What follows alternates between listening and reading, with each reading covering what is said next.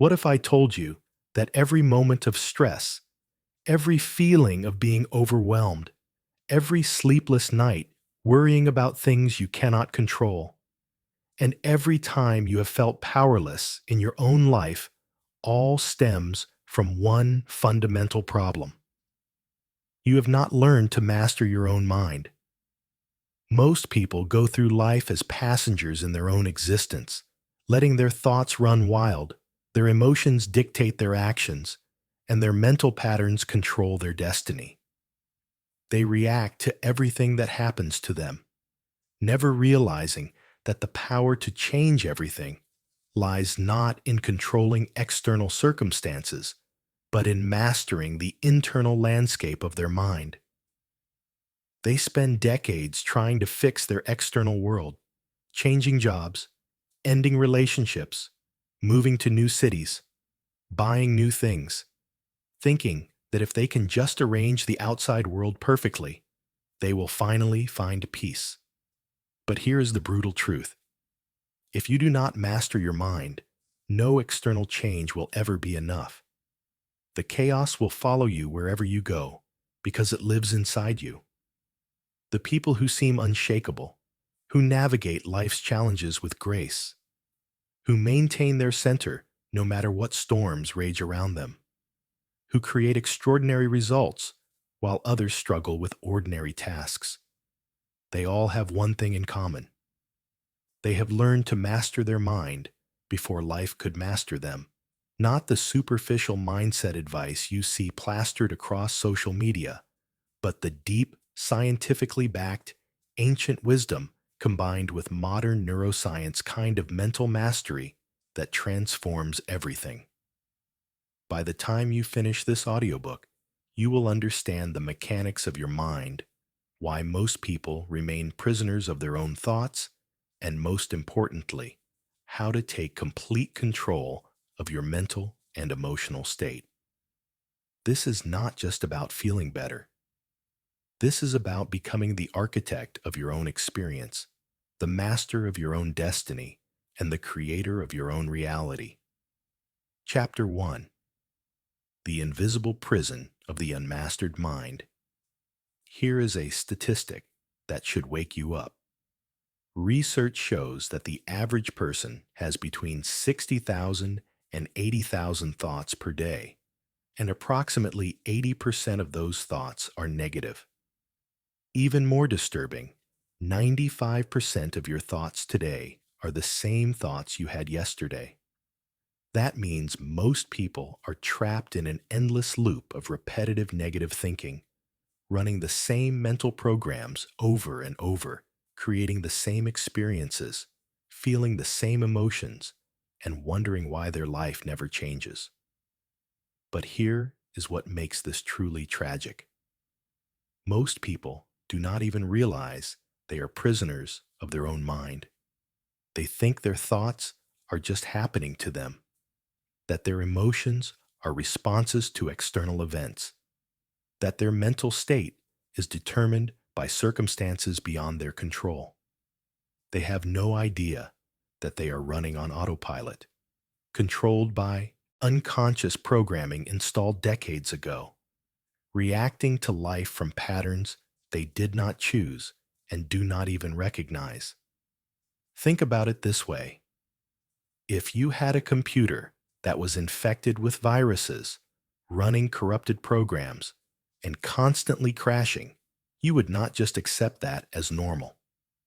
You would clean it up, install better software, and take control of how it operates. Yet most people run their minds like infected computers, accepting whatever thoughts pop up, believing whatever emotions arise, and following whatever impulses emerge, never questioning whether these mental processes are serving them or sabotaging them. The unmastered mind operates primarily from the limbic system, the ancient part of your brain designed for survival in a world of physical threats. This system is constantly scanning for danger, interpreting neutral events as threats, and triggering stress responses that were meant for escaping predators, not navigating modern life. Your amygdala, the alarm center of your brain, cannot distinguish between a lion attacking you and an email from your boss. Both trigger the same fight or flight response, flooding your body with cortisol and adrenaline, shutting down your higher thinking capacities and putting you into reactive survival mode. This constant state of mental reactivity creates what neuroscientists call allostatic load, the wear and tear on your body and brain from chronic stress. Your nervous system never gets a chance to rest and restore because your unmastered mind keeps triggering stress responses all day long. You worry about things that might happen, ruminate about things that already happened, imagine worst-case scenarios, replay past failures, and create anxiety about future possibilities.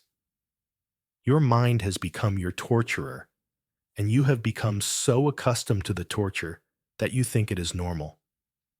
The prison of the unmastered mind shows up in countless ways. You might find yourself unable to focus on one task because your mind constantly wanders to other concerns. You might experience decision paralysis, overwhelmed by options and unable to commit to any direction. You might engage in destructive habits that you know are harmful but feel powerless to stop. You might react emotionally to situations in ways you later regret, saying things you do not mean, or making choices that conflict with your values. Perhaps you lie awake at night, mind racing with thoughts you cannot shut off, replaying conversations, planning for problems that may never occur, or simply feeling a vague anxiety about everything and nothing. You might experience what psychologists call experiential avoidance, constantly seeking distractions through social media, television, food, substances, or busy work, because sitting quietly with your own thoughts feels unbearable. This is not a character flaw. This is what happens when you have never learned to master your mind. Research in cognitive neuroscience has revealed that people with unmastered minds have decreased activity in the prefrontal cortex, the brain region responsible for executive function, rational decision-making, and emotional regulation. Meanwhile, they have heightened activity in the default mode network, the brain system associated with mind-wandering, self-referential thinking, and rumination.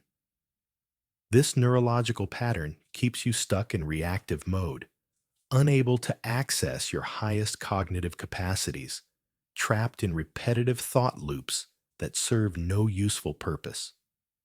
The unmastered mind also creates what psychologists call cognitive fusion, where you become so identified with your thoughts that you mistake them for reality. When your mind says, "You are not good enough," you believe it. When it predicts failure, you accept that as fact. When it tells you that people are judging you, you take that as truth.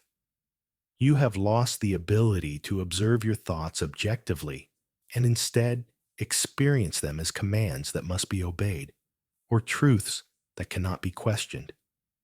This mental imprisonment affects every area of your life.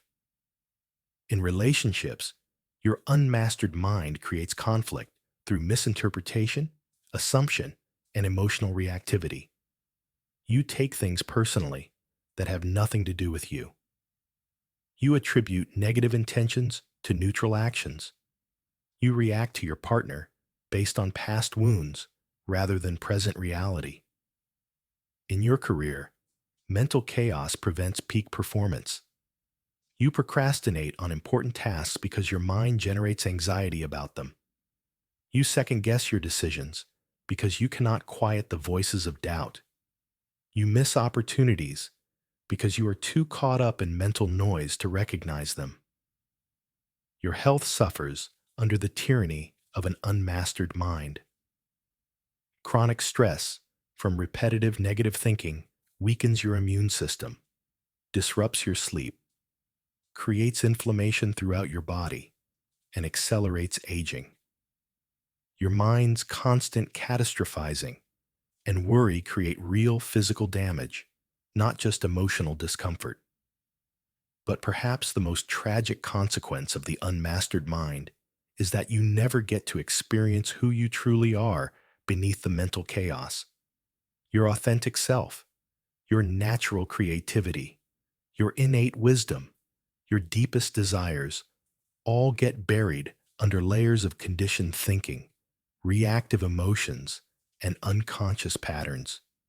You go through life as a puppet of your programming rather than as the conscious creator you were meant to be. The good news is that mental mastery is not some mystical gift that only monks and sages can achieve. It is a learnable skill set backed by decades of neuroscience research and thousands of years of contemplative practice. Your brain is neuroplastic, capable of forming new neural pathways and breaking old patterns at any age. You can literally rewire your mind for clarity, calm, focus, and conscious control. But first, you need to understand what is actually happening in your brain and why most people remain prisoners of their own thoughts. Chapter 2: The Neuroscience of Mental Mastery. To master your mind, you must first understand how it works.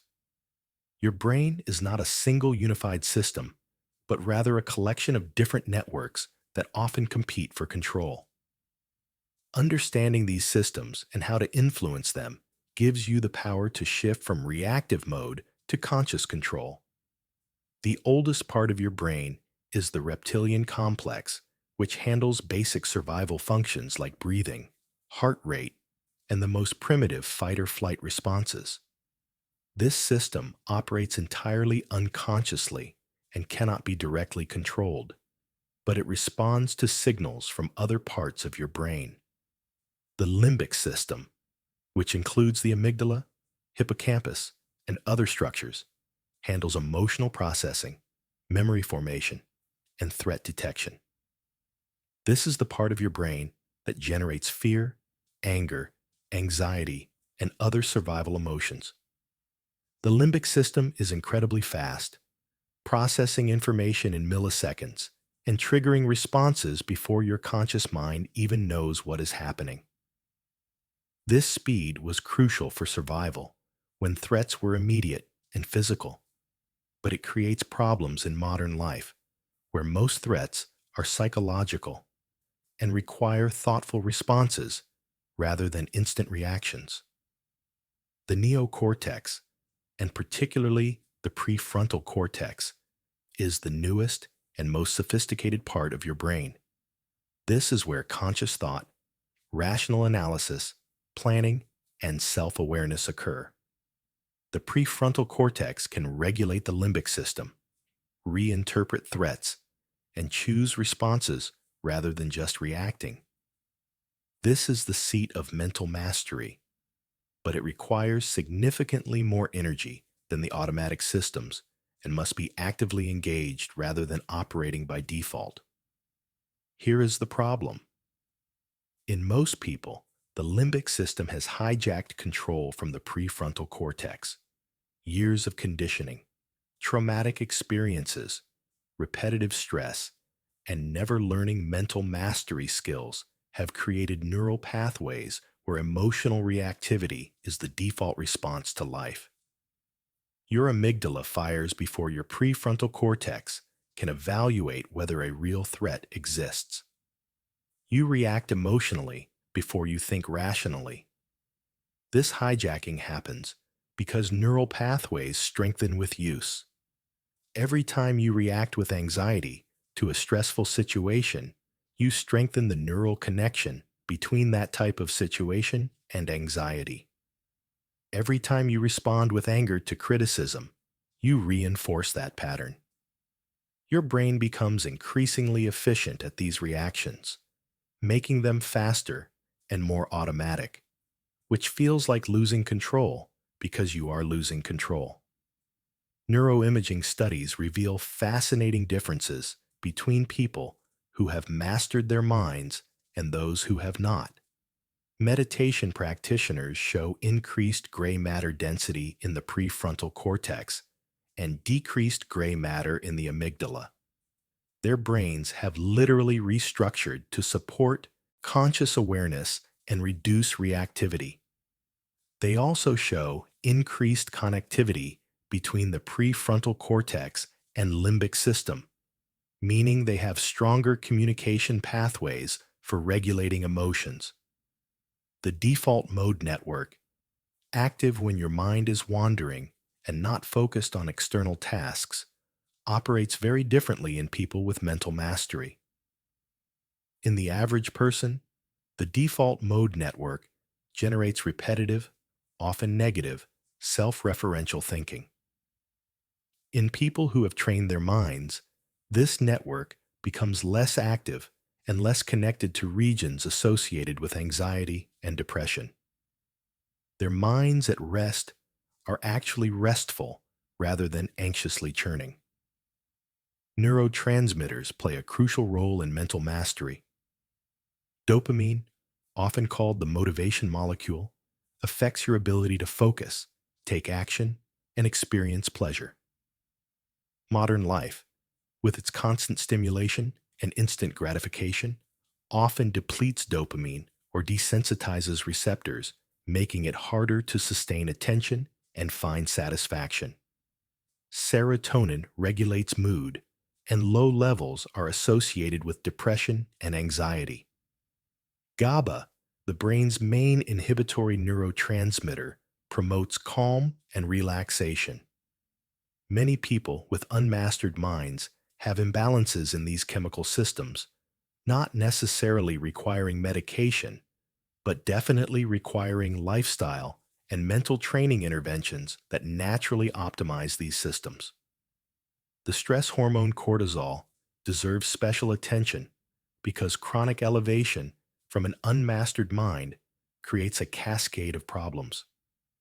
High cortisol impairs memory formation and recall, particularly in the hippocampus. It reduces neurogenesis, the formation of new brain cells. It promotes inflammation throughout the brain and body. It disrupts sleep quality. It interferes with decision-making and emotional regulation. Essentially, chronic stress from mental chaos creates a vicious cycle where your brain becomes less capable of the very functions needed to master your mind. But here is where the science becomes empowering. Research on neuroplasticity shows that your brain can change at any age. London taxi drivers who must memorize complex city layouts show measurable growth in the hippocampus, the memory center. Musicians who practice extensively develop enhanced auditory cortex structures. People who learn meditation show changes in brain structure after just 8 weeks of practice. This means you are not stuck with the brain you have. You can deliberately reshape your neural architecture through consistent practice of mental mastery techniques. The process of gaining mental mastery involves shifting activation from the limbic system to the prefrontal cortex during challenging moments. It requires building new neural pathways through repetition until conscious responses become as automatic as unconscious reactions currently are. It involves regulating your nervous system to reduce the baseline stress that keeps your threat detection system on high alert. It means training attention like a muscle so you can direct your focus where you choose rather than having it pulled by every distraction. The concept of cognitive control, the ability to guide your thoughts and attention in alignment with your goals, is central to mental mastery. Studies show that people with strong cognitive control have better life outcomes across virtually every measure, from career success to relationship satisfaction to physical health. to subjective well-being. This is not because they have easier lives, but because they can direct their mental resources effectively rather than being swept away by reactive patterns. Understanding the neuroscience of mental mastery reveals that this is not about positive thinking or willpower. It is about working with your brain's actual structure and function to create new defaults. It is about recognizing when your limbic system is activated and engaging your prefrontal cortex to respond consciously. It is about training attention so you can choose what you focus on rather than being controlled by whatever grabs your attention. It is about regulating your nervous system so your baseline state is calm alertness rather than anxious activation.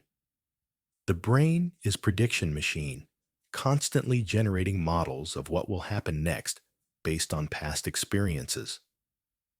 An unmastered mind generates predictions based on fear and negative patterns, then seeks evidence to confirm those predictions.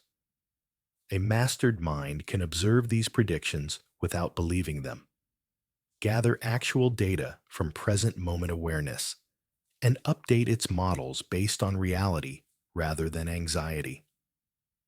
This shift from prediction-based reactivity to present moment responsiveness is one of the most powerful transformations in mental mastery.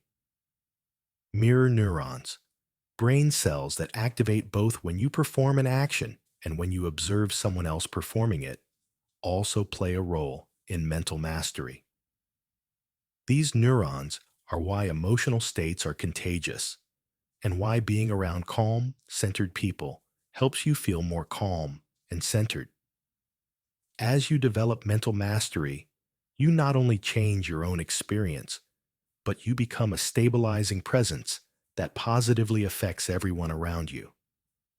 Your regulated nervous system helps regulate others' nervous systems through the power of these mirror neurons and the limbic resonance that occurs between people.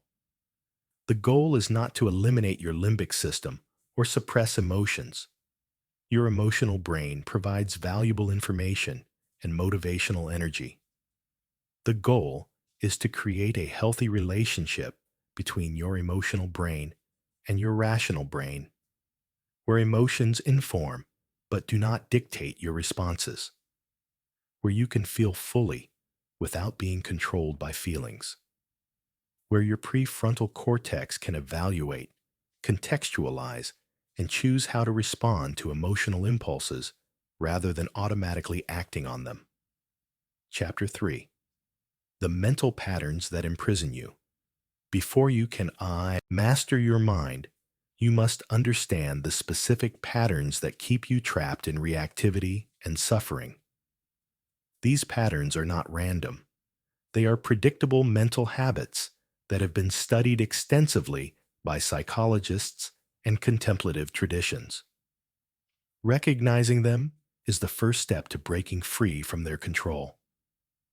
The first imprisoning pattern is catastrophic thinking, where your mind automatically jumps to worst-case scenarios. When your phone rings unexpectedly, you assume someone died. When your boss asks to meet with you, you are certain you are being fired. When you notice a physical sensation, you convince yourself it is a serious illness. Your mind has become a disaster prediction machine, generating fear about outcomes that rarely occur while robbing you of peace in the present moment. This pattern exists because of something called the negativity bias, an evolutionary adaptation where noticing and remembering negative information was more important for survival than positive information. Missing the signs of a predator could kill you. Missing the signs of a good berry bush just meant walking further. So your brain evolved to prioritize negative information. In modern life, this bias means you remember the one critical comment among 10 compliments. You focus on what could go wrong while barely noticing what is going right.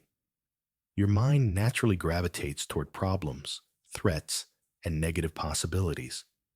The second imprisoning pattern is rumination, the mental habit of replaying past events over and over, analyzing what went wrong, what you should have done differently, and how things could have been better. You rehash conversations from weeks ago, still trying to win arguments that are long over. You replay embarrassing moments, cringing at your past self. You analyze failed relationships, trying to pinpoint the exact moment things fell apart. This mental time travel to the past serves no useful purpose.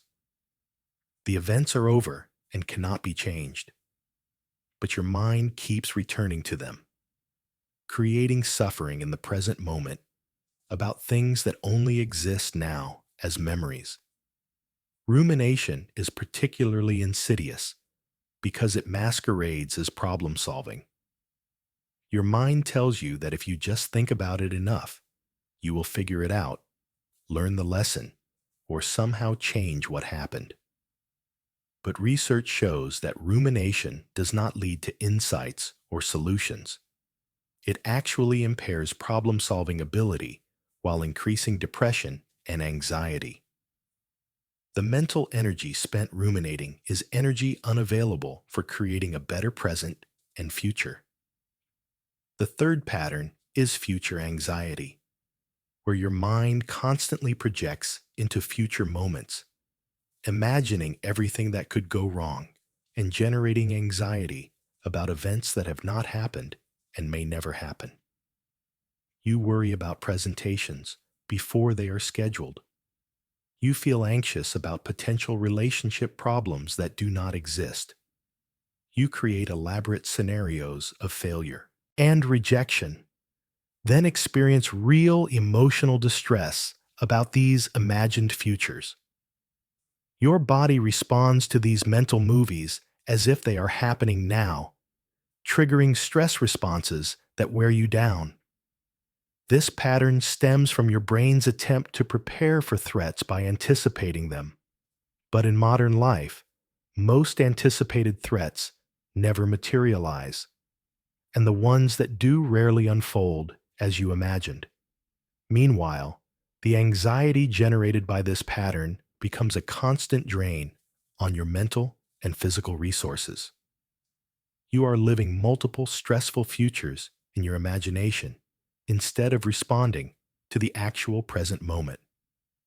The fourth imprisoning pattern is black and white thinking, where everything is all or nothing, perfect or failure, good or bad, with no room for nuance or middle ground. One mistake means you are a complete failure. One disagreement means a relationship is doomed. One setback means you should give up entirely. This rigid thinking creates constant disappointment because life is messy and complex, rarely fitting into neat categories. It also prevents learning and growth because you interpret setbacks as evidence of fundamental inadequacy rather than as natural parts of any learning process. Personalization is the fifth pattern, where you interpret events as being about you when they have nothing to do with you. Your boss is in a bad mood, so you assume you did something wrong.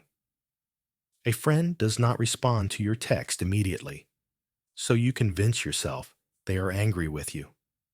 Someone cuts you off in traffic, so you take it as a personal insult. This egocentric interpretation of events creates unnecessary emotional reactions and conflicts. Most of what happens around you has nothing to do with you, but your unmastered mind makes everything about you. Mind reading, the sixth pattern, involves assuming you know what others are thinking, usually something negative about you. You convince yourself that people are judging you, thinking you are boring, finding you inadequate, or laughing at you behind your back. These assumptions feel absolutely true, but they are complete fabrications of your mind. You have no idea what others are actually thinking. yet you react emotionally to your own imagined versions of their thoughts. Should statements, the seventh pattern, involve constantly telling yourself how you should be, what you should do, what you should feel, and who you should become. These internal demands create guilt when you do not meet them and pressure that drains your energy. The unmastered mind is filled with shoulds imposed by parents, culture, past experiences, and your own perfectionism. You should be more productive, more social, more successful, more disciplined, more relaxed, more ambitious. These competing shoulds create internal conflict and prevent acceptance of who you actually are in this moment. Emotional reasoning, the eighth pattern, involves believing that your feelings are facts. If you feel anxious, there must be danger. If you feel rejected, someone must have rejected you. If you feel like a failure, you must be failing. Your mind does not distinguish between emotions, which are temporary chemical reactions in your brain, and reality, which exists independently of your feelings. This confusion leads to making decisions based on emotional states rather than actual circumstances, often creating the very outcomes you fear. Comparison thinking, the ninth pattern, involves constantly measuring yourself against others and finding yourself lacking. You compare your internal experience, filled with doubts and struggles, with others' external presentations, carefully curated to look successful and happy. This fundamentally unfair comparison creates constant inadequacy. You compare your chapter 3 with someone else's chapter 20. You're beginning with someone else's middle. You're behind the scenes with someone else's highlight reel. The unmastered mind does not recognize these category errors and instead concludes that you are simply not measuring up. The 10th imprisoning pattern is identification with thoughts, where you do not recognize thoughts as mental events, but instead experience them as your identity and truth. When your mind says, "You are stupid," you do not think my mind is generating a stupid thought. You think I am stupid. When your mind generates fear, you do not observe, "I am experiencing the emotion of fear." You become the fear. This total identification with mental content means you have no space between stimulus and response, no ability to observe and choose. These patterns do not exist in isolation. They interact and reinforce each other, creating complex webs of mental suffering. Catastrophic thinking triggers future anxiety, which leads to emotional reasoning, which reinforces should statements, creating a cascade of mental chaos. Breaking free requires recognizing these patterns when they arise, understanding that they are habits rather than truth, and learning to respond differently. The unmastered mind runs these patterns automatically, unconsciously, thousands of times per day. Most people live their entire lives controlled by these mental habits, never realizing that the patterns are optional, not inevitable. They are learned responses that can be unlearned. They are neural pathways that can be weakened while new pathways are strengthened. They are software programs that can be deleted and replaced with better programs. Recognizing your personal pattern profile is crucial for mental mastery. Some people primarily struggle with rumination, while others are dominated by future anxiety. Some fall into black and white thinking, while others are trapped in comparison and mind reading. Understanding which patterns most affect you allows you to develop targeted interventions rather than generic approaches. These patterns also interact with your personal history. Childhood experiences of criticism may have strengthened should statements and personalization. Traumatic events may have amplified catastrophic thinking and future anxiety. Understanding the origins of your patterns creates compassion for why they exist, while also recognizing that their original purpose no longer serves you. What once protected you now imprisons you. Chapter 4. The practice of present moment awareness. The foundation of mental mastery is present moment awareness, the ability to experience what is actually happening right now rather than being lost in thoughts about the past or future. This might sound simple, but for most people, being truly present is extraordinarily difficult. Your mind has been trained for decades to constantly time travel, and bringing it back to now requires deliberate practice. Present moment awareness is not the same as mindfulness meditation, though meditation is one way to develop it. Present moment awareness is the capacity to direct your attention to your actual experience in any moment, whether you are meditating, working, eating, talking, or doing anything else. It means experiencing life directly, rather than through the filter of your thinking mind. The untrained mind spends very little time in the present moment. Research suggests that people's minds wander away from the present task about 47% of the time, and this mind wandering consistently predicts unhappiness regardless of what people are doing. You could be engaged in pleasant activities, but feel unhappy because your mind is elsewhere. Meanwhile, you could be doing neutral or even unpleasant tasks, but feel relatively content if your mind is actually present with the experience. Your thinking mind is incredibly useful for certain tasks.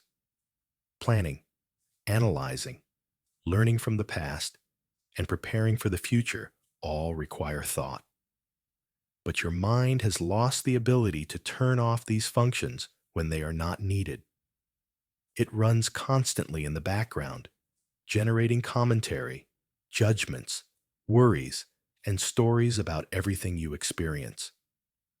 This constant mental chatter prevents direct experience of life and creates a layer of suffering that has nothing to do with actual circumstances. Present moment awareness begins with recognizing when your mind has wandered from now. This sounds obvious, but most people can be lost in thought for minutes or even hours without realizing it. You drive home from work with no memory of the drive because your mind was completely absorbed in thoughts the entire time. You eat a meal without tasting it because you were thinking about something else. You have a conversation without really hearing the other person because you were planning what to say next. The practice of catching your mind when it wanders and gently returning attention to the present is like training a puppy. The puppy wanders off constantly, and you patiently bring it back without anger or frustration. Your mind will wander thousands of times, and each time you notice and return to now, you are strengthening the neural pathways of awareness. You are training your attention like a muscle, building the capacity to direct it consciously, rather than having it pulled by every distraction. Anchor points help develop present moment awareness. These are aspects of your immediate experience that always exist in now. Your breath is the most commonly used anchor because you are always breathing, and breath only happens in the present moment. You cannot breathe in the past or future. When you notice your mind has wandered to thoughts, you can return attention to the physical sensation of breathing. Notice the air entering your nostrils, filling your lungs, and leaving your body. This simple act brings you back to now. Physical sensations provide another anchor to the present. Notice the feeling of your feet on the ground, your body against the chair, the temperature of the air on your skin. These sensations only exist in this moment. When you place attention on them, You are automatically in the present because sensation happens now. Sounds work similarly. Notice the actual sounds occurring around you without labeling or judging them. Just hear the pure sound vibrations. This sensory awareness cuts through the thinking mind and anchors you in direct experience. The practice of informal mindfulness means bringing present moment awareness to everyday activities. When you wash dishes, actually wash dishes. Feel the warm water, notice the texture of the soap, observe the movements of your hands. When you walk, actually walk. Feel each footfall, notice your body moving through space, observe the environment around you. Every activity becomes an opportunity to practice presence rather than allowing your mind to wander elsewhere. Present moment awareness reveals something profound. Most of your suffering exists in your thoughts about situations rather than in the situations themselves. Right now, in this moment, unless you are experiencing actual physical pain or immediate danger, you are probably okay. The suffering comes from thoughts about what happened, what might happen, what should be different, or how you compare to others. When you rest in pure present moment awareness without thinking, peace naturally arises because the source of suffering is thoughts, not the moment itself. This does not mean becoming passive or not planning for the future. It means doing your planning consciously and intentionally rather than being trapped in constant unconscious rumination. You can deliberately think about the future when that serves a purpose, then return to presence when the thinking is complete. The difference between mastery and imprisonment is whether you control when you think or whether thinking controls you. Present moment awareness also reveals the gap between stimulus and response that Viktor Frankl described. Between what happens and your response to it, there is a space. In that space lies your freedom and power, but you can only access that space through present moment awareness. When you are lost in unconscious reactivity, stimulus and response feel like one thing. Something happens and you react instantly. But when you are present, you notice the stimulus. You observe your mind beginning to generate a reaction, and you have the space to choose your response consciously. The practice of noting helps develop this awareness. As you go through your day, note what is happening in your experience: thinking, feeling, sensing, hearing. These simple labels help you recognize what is actually occurring without getting lost in the content. When you note thinking, you recognize that thought is happening without being carried away by the particular thought. When you note feeling, you acknowledge the emotion without being consumed by it. Body scanning is another powerful technique for developing present moment awareness. Systematically move your attention through your body from head to toe, noticing whatever sensations are present without trying to change them. This practice develops your capacity to observe your experience with detached awareness. You are not your body sensations. You are the awareness that notices them. This distinction is crucial for mental mastery. The monkey mind, as it is called in Buddhist traditions, will resist this training. Your mind is used to constant stimulation and activity. Being present can initially feel boring or uncomfortable because you are breaking a powerful addiction to mental activity. You might feel restless, anxious, or irritated when you first practice presence. This is normal and temporary. Like any addiction, there is a withdrawal period when you reduce the constant stimulation of thinking. Consistency matters more than duration in building present moment awareness. 5 minutes of daily practice is more powerful than an occasional hour-long session. You are building a new default mode for your attention, and that requires regular reinforcement. Over time, presence becomes more natural and accessible.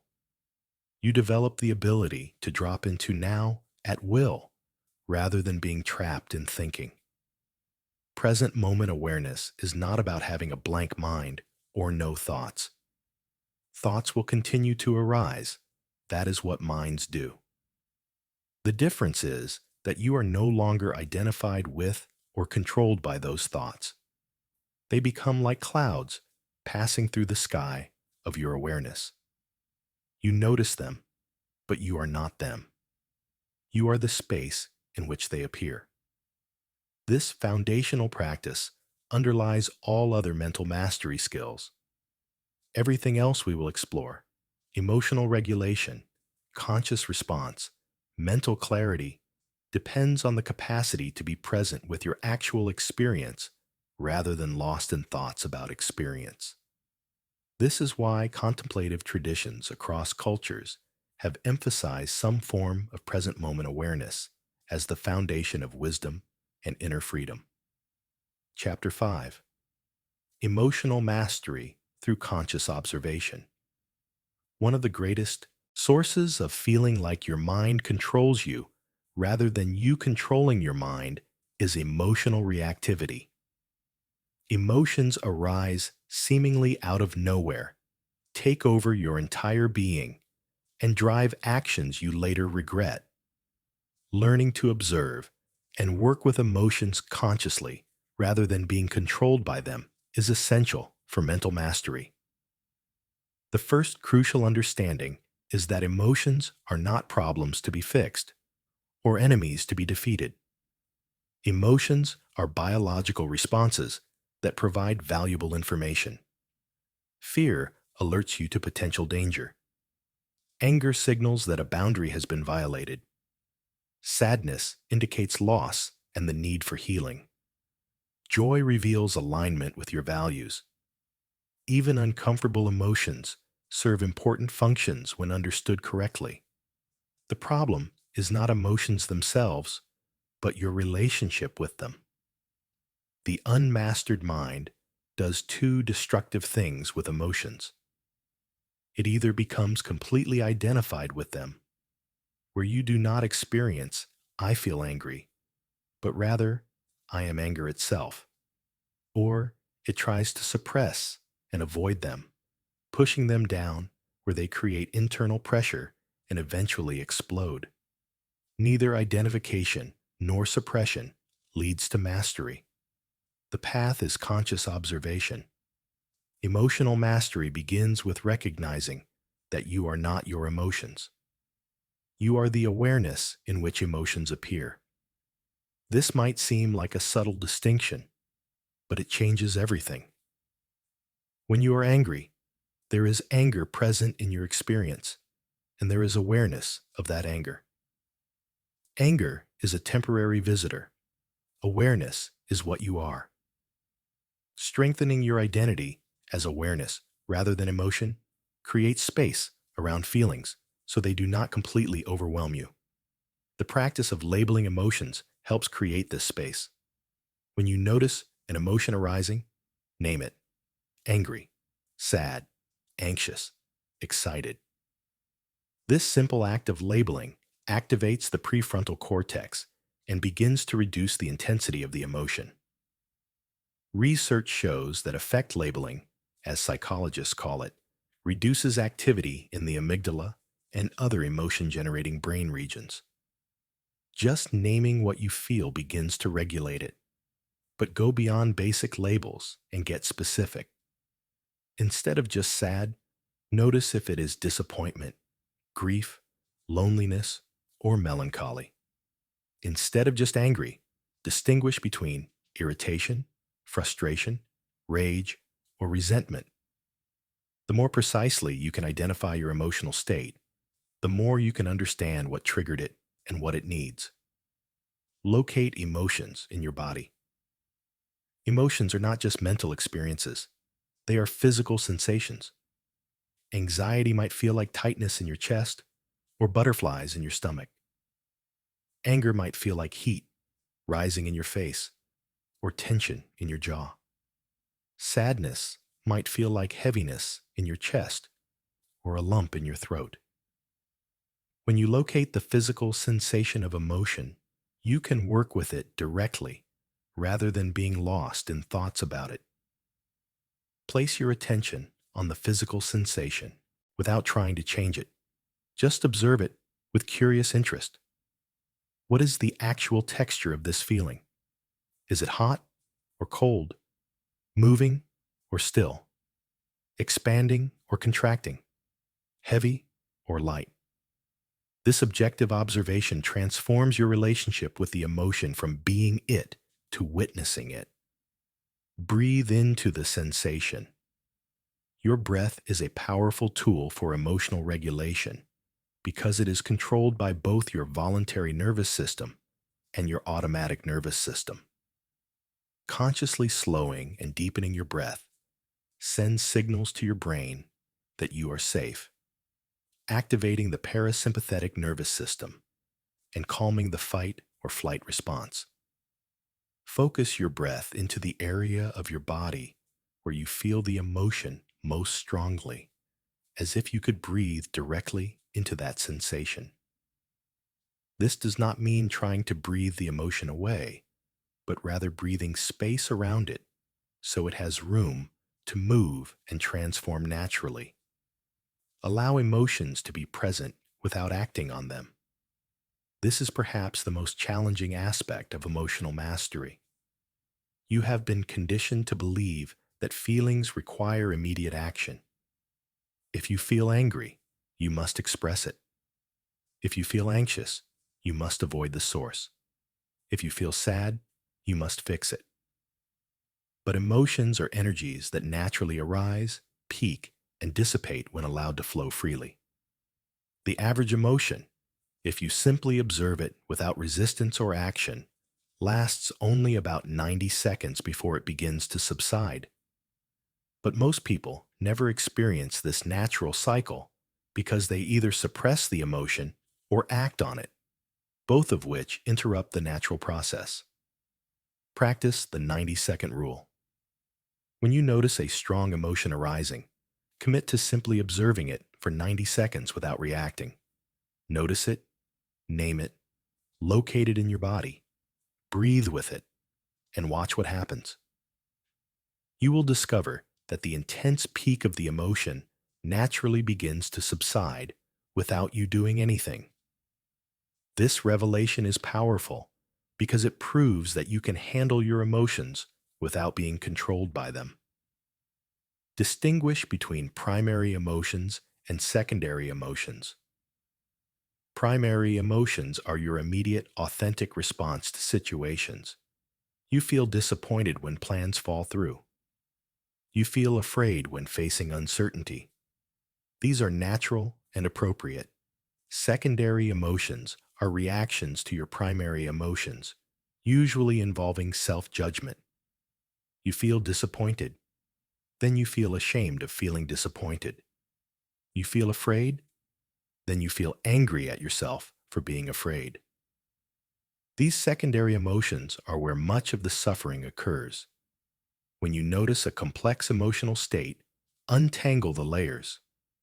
What is the primary emotion underneath? What judgments are you adding?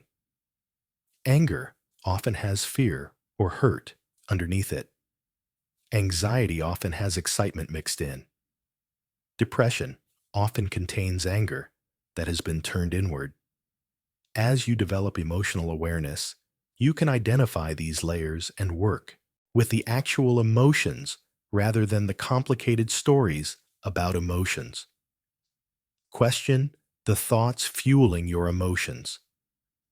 While emotions can arise from physical states and unconscious processing, they are often generated or amplified by thoughts. You think about being disrespected, which generates anger. You think about potential failure, which generates anxiety. You think about past losses, which generate sadness. These thought-generated emotions can be regulated by questioning the thoughts. Is this thought true? Do I know it is true? Absolutely. What evidence contradicts it? What is a more balanced perspective? This inquiry does not suppress emotions, but removes the fuel of distorted thinking that unnecessarily amplifies them. Develop emotional granularity. This means expanding your emotional vocabulary beyond the basic few emotions most people recognize. Research shows that people with high emotional granularity, the ability to make fine-grained distinctions between emotions, recover from stress more quickly and regulate their emotions more effectively. They can distinguish between variations of similar emotions and therefore respond more appropriately to each situation. Use emotions as information rather than commands. When fear arises, instead of automatically avoiding the situation, ask what this fear is telling you. Is there actual danger? Or is this old conditioning responding to a situation that just feels unfamiliar? When anger arises, instead of automatically attacking, ask what boundary is being violated. How can I address this constructively? Emotions provide data about your needs, values, and boundaries. They are not orders that must be obeyed. Create space for emotional processing. Set aside time to consciously feel and process emotions rather than stuffing them down during the day and then numbing out at night. Journaling is powerful for this. Write about what you feel without censoring or trying to make it logical. Let the emotions flow onto the page. Physical movement helps emotions move through your system. Walking, dancing, or any exercise that feels good allows emotional energy to discharge naturally. Develop self-compassion for your emotional experience. You will feel things you do not want to feel. This is part of being human. Instead of judging yourself for having emotions, offer yourself kindness. Of course I feel anxious. This is a challenging situation. Of course I feel sad. I experienced a loss. Of course I feel angry. My boundaries were violated. This self-compassion does not indulge or amplify emotions. It acknowledges them with kindness so they can flow through naturally rather than getting stuck in resistance. Practice opposite action when emotions drive behavior that conflicts with your values. If anxiety tells you to avoid something important, gently move toward it. If anger tells you to attack, choose to speak calmly. If sadness tells you to isolate, reach out for connection. This does not mean suppressing the emotion. It means feeling it fully while choosing actions aligned with your wisdom rather than your impulses. Over time, this breaks the automatic connection between feeling and action, giving you freedom to feel everything while choosing how you respond. Emotional mastery does not mean emotional control or suppression. It means developing a conscious relationship with your emotional life where feelings inform but do not dictate your responses, where you can ride emotional waves without drowning in them, where your emotions enrich your experience rather than control your behavior. This mastery transforms your life because so much of what feels like an uncontrollable mind is actually unregulated emotions driving thoughts and behavior unconsciously. Chapter 6. Breaking the Chains of Reactive Thinking. Beyond emotions, your thought patterns themselves keep you imprisoned if left unexamined and unmastered. The unmastered mind generates thousands of thoughts daily, and most people believe every one of them. They do not recognize that thoughts are mental events rather than truths, that thinking is something the mind does rather than who you are, and that you have the capacity to observe and evaluate thoughts rather than automatically believing and acting on them. Cognitive diffusion is the first step in breaking free from reactive thinking. This means recognizing thoughts as thoughts rather than facts. When your mind says you are going to fail, instead of believing, I am going to fail, you recognize I am having the thought that I am going to fail. This small shift creates enormous space. The thought becomes an object you can observe rather than a truth you must accept. Practice prefacing thoughts with, I notice I am having the thought that. I notice I am having the thought that people are judging me. I notice I am having the thought that I cannot handle this. I notice I am having the thought that I am not good enough. This linguistic reframing activates your observing awareness and breaks the automatic identification with thought content. Your thoughts become like weather patterns you observe, rather than truth claims you must defend or believe. Question your thoughts systematically using methods like Byron Katie's, the work, or cognitive behavioral therapy techniques. Take a thought that creates suffering and ask, is this thought true? Can I absolutely know it is true? How do I react when I believe this thought? Who would I be without this thought? These questions reveal that most of your suffering comes from believing unexamined thoughts that may not even be accurate. You discover that you are free to believe or not believe the thoughts that pass through your mind. Recognize cognitive distortions, the systematic errors in thinking that your mind makes repeatedly. All or nothing thinking sees everything in extremes with no middle ground. Overgeneralization takes one instance and applies it universally. Mental filtering focuses exclusively on negatives, while ignoring positives. Jumping to conclusions assumes you know what others think, or what will happen without evidence. Magnification blows things out of proportion, while minimization shrinks your strengths and achievements. Emotional reasoning believes that if you feel something, it must be true. Should statements create pressure and guilt through rigid rules about how things must be? Labeling reduces your complex self to a single negative characteristic. Personalization takes responsibility for things outside your control. As you learn to spot these distortions in real time, you can challenge and correct them rather than accepting them as truth. Develop metacognitive awareness, thinking about your thinking. Step back and observe the types of thoughts your mind generates most frequently. Are they mostly worries, criticisms, plans, fantasies, judgments?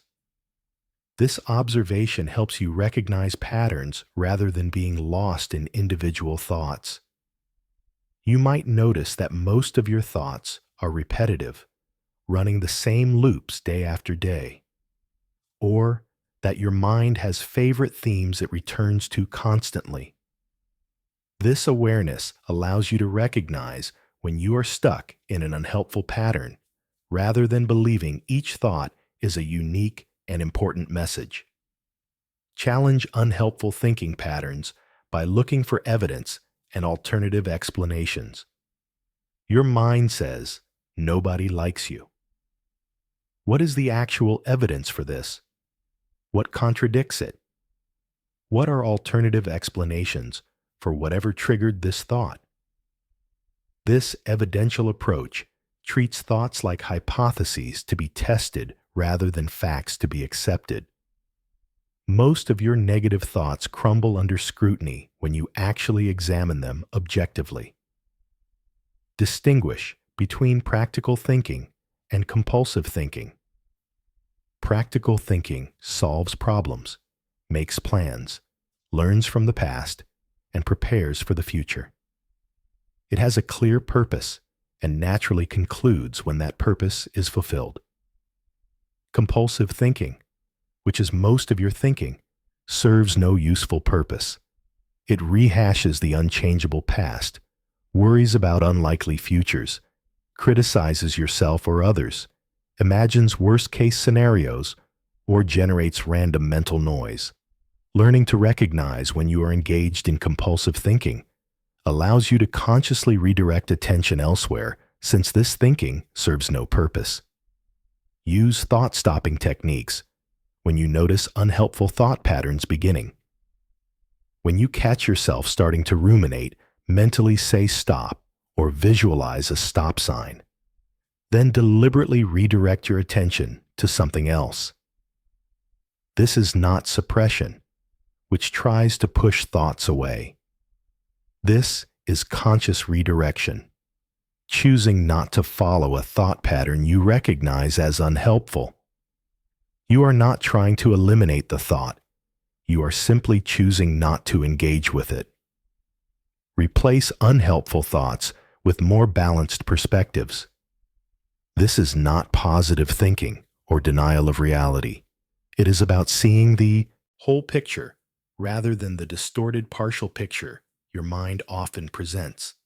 Instead of, I always fail, a more balanced thought is, I have succeeded at some things and failed at others, like everyone. Instead of, this is terrible, a more balanced thought is, this is difficult, and I can handle difficult things.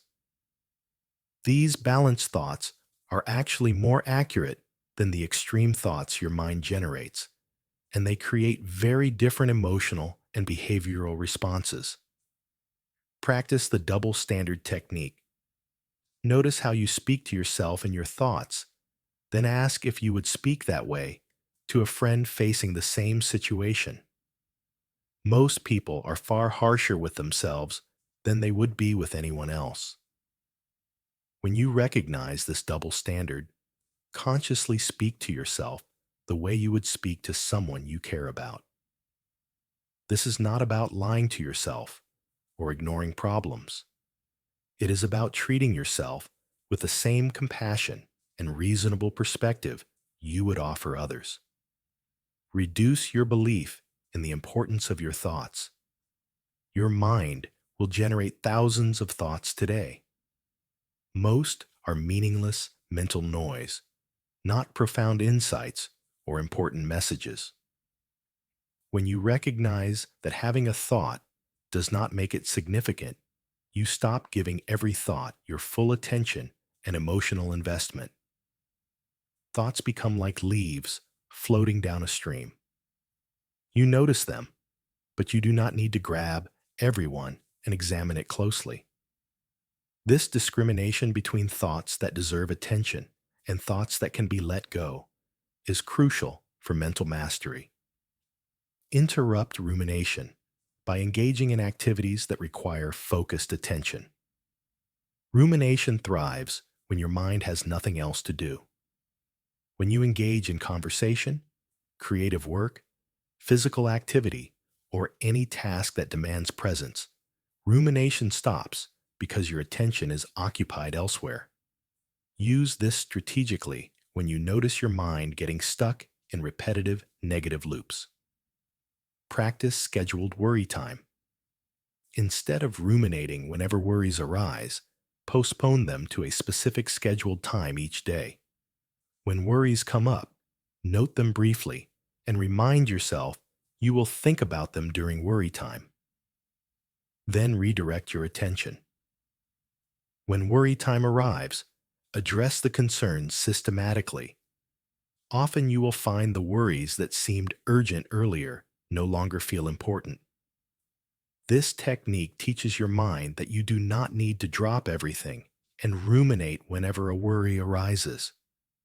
You are in control of when you engage with worries, rather than worries controlling your attention. Use visualization to change your relationship with thoughts. Imagine thoughts as clouds passing through the sky, leaves floating down a stream, or cars passing on a highway. You observe them, but you do not need to chase them or hold on to them. This creates detachment from thought content and strengthens your identity as the observer of thoughts rather than the thoughts themselves. Develop present moment focus as an antidote to compulsive thinking. Most unhelpful thinking is about past or future. When you bring attention fully to now through sensory awareness, thinking naturally quiets because present moment experience does not require thinking. You can perceive your immediate environment directly without mental commentary. This proves that you can exist and function without the constant stream of thought, and that thinking is optional rather than necessary for every moment. The goal is not to stop thinking altogether. Thinking is a valuable tool when used consciously for appropriate purposes. The goal is to stop being controlled by thinking, to recognize thoughts as mental events you can observe and evaluate rather than truths you must believe and commands you must obey. This transforms your relationship with your mind from slavery to partnership, where thinking serves you rather than ruling you. Chapter 7. Designing your mental environment. Just as your physical environment affects your mood and behavior, your mental environment profoundly impacts your ability to master your mind. The information you consume, the people you interact with, the media you engage with, and the mental habits you cultivate create the ecosystem in which your mind operates. Mastering your mind requires intentionally designing this environment rather than passively accepting whatever you are exposed to. Begin with information diet.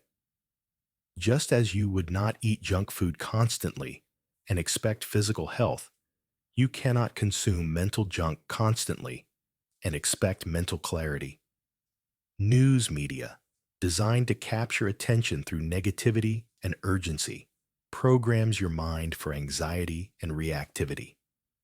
Social media, engineered to be addictive through variable reward schedules, trains your attention span down to seconds. Gossip, drama, and negative content feed the parts of your mind that create suffering. This does not mean complete disconnection from information or entertainment. It means being intentional about what you allow into your mental space. Ask whether each source of information serves your growth and well-being or just provides distraction and agitation. Reduce or eliminate sources that consistently leave you feeling anxious, angry, inadequate, or drained. Seek out content that educates, inspires, or genuinely entertains without manipulation. Implement information fasts periodically. Take breaks from news, social media, and other information sources to give your mind space to settle. You will discover that most of what feels urgent and important is neither. The world continues just fine without your constant monitoring, and your mind benefits enormously from the reduction in stimulation. Curate your social environment intentionally. The people you spend time with significantly influence your thoughts, emotions, and behavior through mirror neurons and limbic resonance. If you spend time with anxious, negative, or reactive people, your nervous system will tend toward those states. If you spend time with calm, positive, centered people, you will be pulled toward those qualities. This does not mean abandoning everyone who is struggling. It means being strategic about where you invest your time and energy. Seek out relationships with people who embody the mental qualities you want to develop. Observe how they handle stress, how they think about challenges, how they regulate their emotions. Learn from their example through direct exposure. Limit time with people who consistently drain your energy or pull you into their drama and dysfunction. You cannot master your mind while swimming in an ocean of other people's chaos. Create physical environments that support mental clarity. Clutter in your physical space creates clutter in your mental space. When your environment is chaotic, your mind must work harder to focus and remains in a low-level state of stress from the sensory overload. Simplify and organize your spaces so your environment supports rather than undermines your mental state. Design spaces specifically for different activities. A place for focused work free from distractions. A place for relaxation without work materials visible. A place for sleep without electronics or stimulation. These environmental cues help your mind shift between states rather than trying to do everything everywhere, which creates mental confusion and reduces effectiveness. Control your digital environment aggressively.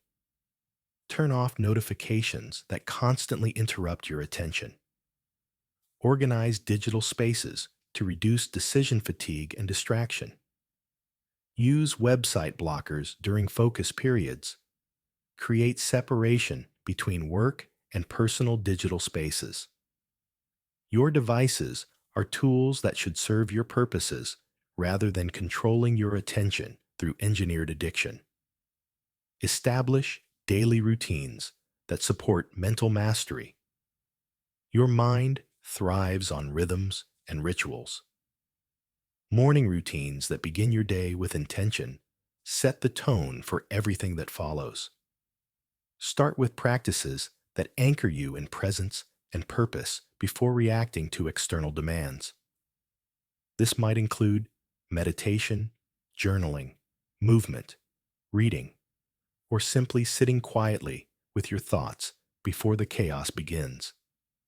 Evening routines that wind down the nervous system and reflect on the day support quality sleep and learning consolidation. Review what went well, what you learned, and what you are grateful for. Release the day rather than carrying mental agitation into sleep. Protect your sleep environment and schedule religiously. Sleep is when your brain consolidates learning, processes emotions, clears metabolic waste, and restores resources for the next day. Chronic sleep deprivation creates a state of partial prefrontal cortex shutdown where mental mastery becomes nearly impossible. Your emotional regulation fails, your attention fragments, your decision-making deteriorates, and your mental health declines. Make sleep a non-negotiable priority, creating environments and schedules that support consistent quality rest. Build physical practices into your routine. Your mind and body are not separate. Physical movement affects neurotransmitter production, stress hormone regulation, and brain structure. Regular exercise is one of the most powerful interventions for anxiety, depression, and mental clarity. It does not require intense workouts. Simple daily movement, like walking, significantly benefits mental function. Practices that combine movement with mindfulness, like yoga or Tai Chi, provide both physical and mental training simultaneously. Design deliberate exposure to nature. Research consistently shows that time in natural environments reduces stress, improves mood, enhances attention, and promotes overall well-being. Nature automatically captures your attention in ways that are effortless and restorative rather than depleting. Even brief exposure to natural environments provides measurable benefits. Make time in nature a regular part of your mental environment design. Create boundaries around your time and attention. Every yes to something is a no to something else. When you say yes to scrolling social media, you say no to reading, creating, or resting. When you say yes to other people's demands without consideration, you say no to your own priorities. Mental mastery requires protecting your most valuable resources, time and attention, from the constant demands of a world designed to extract them from you. Learn to say no to requests that do not align with your priorities. Set boundaries around when you are available for others and when you need solitude. Create protected time for activities that support your mental development rather than allowing your schedule to be entirely reactive to external demands. Cultivate silence and solitude regularly. The constant noise and stimulation of modern life keeps your mind in a state of agitation. Intentional periods of silence allow your nervous system to settle and your mind to integrate experiences. Solitude provides space to know yourself beyond the social roles and performances required in interaction with others. These are not luxuries, but necessities for mental clarity and self-understanding. Consume art, music, and beauty intentionally. Aesthetic experiences activate different brain networks than analytical thinking and can provide relief from the constant problem-solving mode most people stay stuck in. Beauty provides a sense of meaning and connection that transcends your individual concerns. Make time for experiences that move you aesthetically rather than just consuming what is most convenient or popular. Practice gratitude systematically. Your mind's negativity bias means it will naturally focus on problems and threats unless you deliberately direct attention toward appreciation. Regular gratitude practice rewires your brain to notice and remember positive experiences more readily. This does not deny difficulties, but creates balance by ensuring you also perceive what is working and valuable in your life. Keep a gratitude journal where you note specific things you appreciate daily. Express gratitude to others regularly. Take moments throughout each day to simply acknowledge something you appreciate.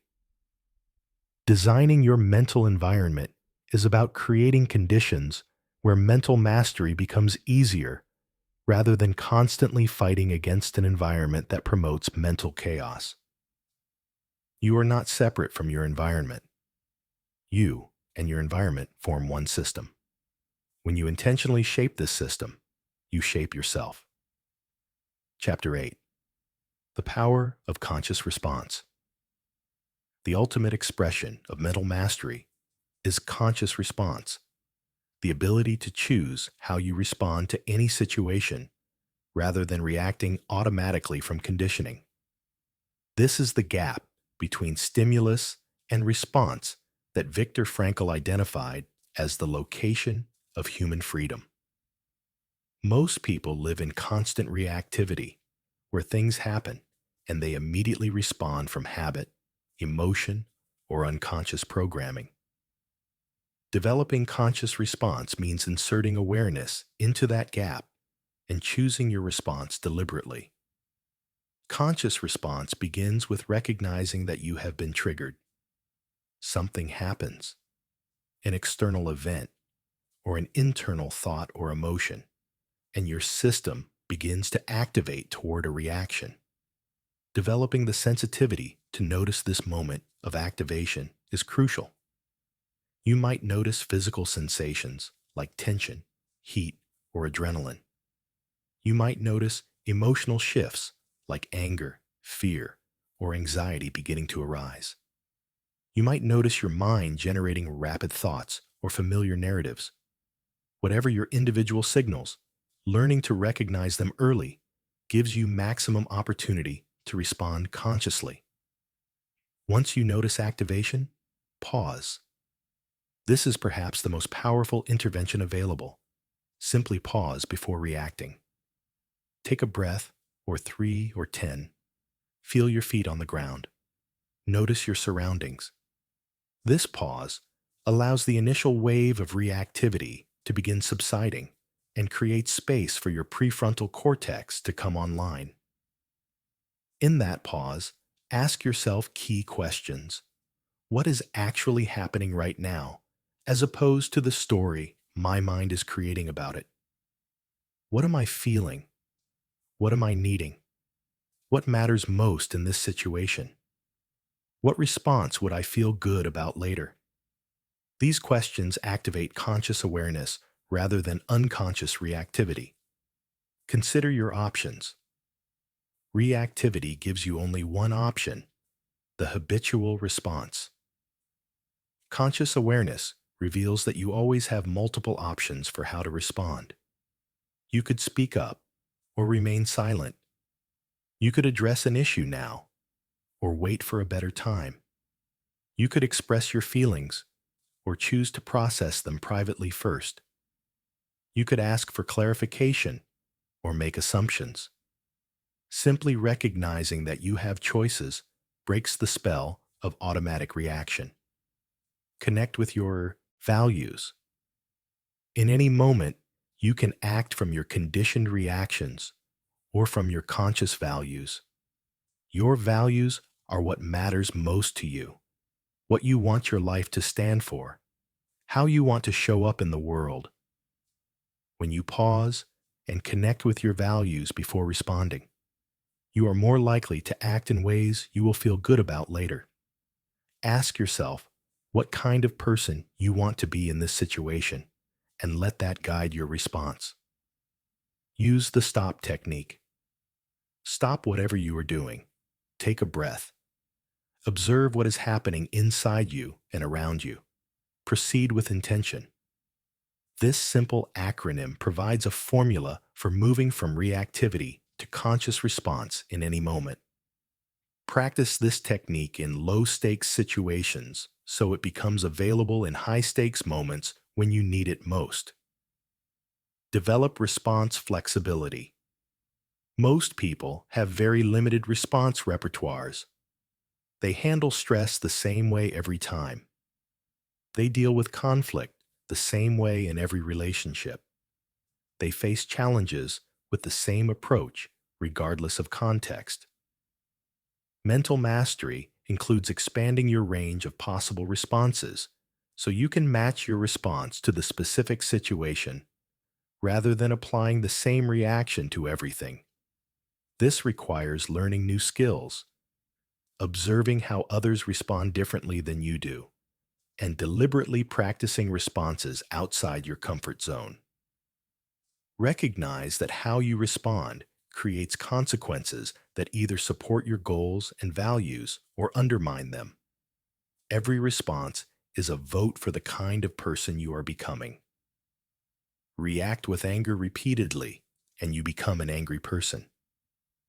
Respond with patience repeatedly, and you become a patient person. Your consistent responses shape your character, your relationships, your career trajectory, and your life outcomes. Understanding this causal connection motivates conscious response rather than unconscious reaction. Practice the golden pause in communication. When someone says something that triggers you, pause before responding. Really hear what they said rather than immediately planning your rebuttal or reaction. Ask clarifying questions if needed. Consider what might be driving their words beyond the surface content. This pause transforms communication from reactive exchanges that create conflict into genuine dialogue that creates understanding. Develop scripts for common triggering situations. If you know certain situations reliably trigger unhelpful reactions, prepare in advance how you want to respond. Practice the words you will use. Visualize yourself responding that way. And when the situation arises, you have a conscious response ready, rather than only your automatic reaction available. This is not being fake or scripted. This is being intentional about how you want to show up. Use the distinction between responding and reacting. Reacting is automatic, fast, driven by the limbic system, usually unconscious, and often regrettable. Responding is chosen, thoughtful, guided by the prefrontal cortex, always conscious, and typically appropriate. When you notice yourself starting to react, name it. I am reacting right now. This creates just enough space to shift gears toward responding instead. Build a practice of reviewing your responses after situations pass. When you did react unconsciously, review what happened without judgment. What triggered you? What did you feel? What drove your reaction? What would you do differently next time? This reflection strengthens your ability to respond consciously in future similar situations. When you did respond consciously, acknowledge that. What allowed you to pause and choose? How did it feel different from reacting? What were the results? Reinforcing successful conscious responses makes them more likely to occur again. Understand that conscious response does not mean suppressing authentic reactions.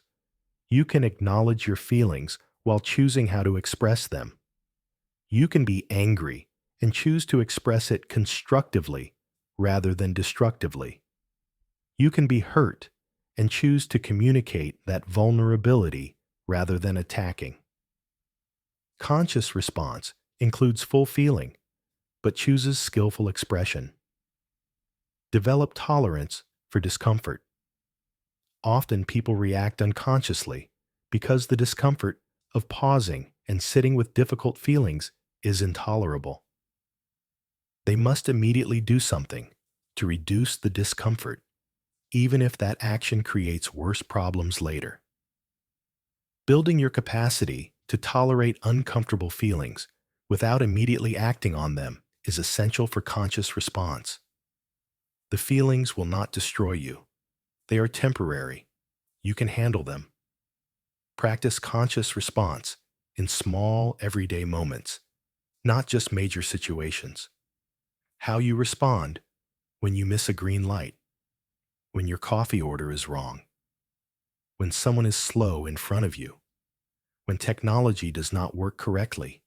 These small moments are training grounds for developing conscious response as your default rather than your exception. Do not wait for high-stakes situations to practice. Build the skill in low-stakes moments so it is available when it really matters. Recognize that conscious response gets easier with practice.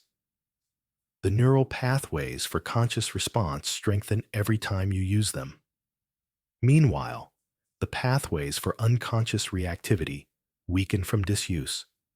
What initially requires enormous effort and feels uncomfortable eventually becomes natural and automatic. You are literally rewiring your brain to make conscious response your default mode. The ultimate freedom is not freedom from difficult situations, but freedom in how you respond to every situation. No one can make you react. People and circumstances can trigger old patterns, but the reaction is yours. When you fully own this, you reclaim your power from everyone and everything that seemed to control you.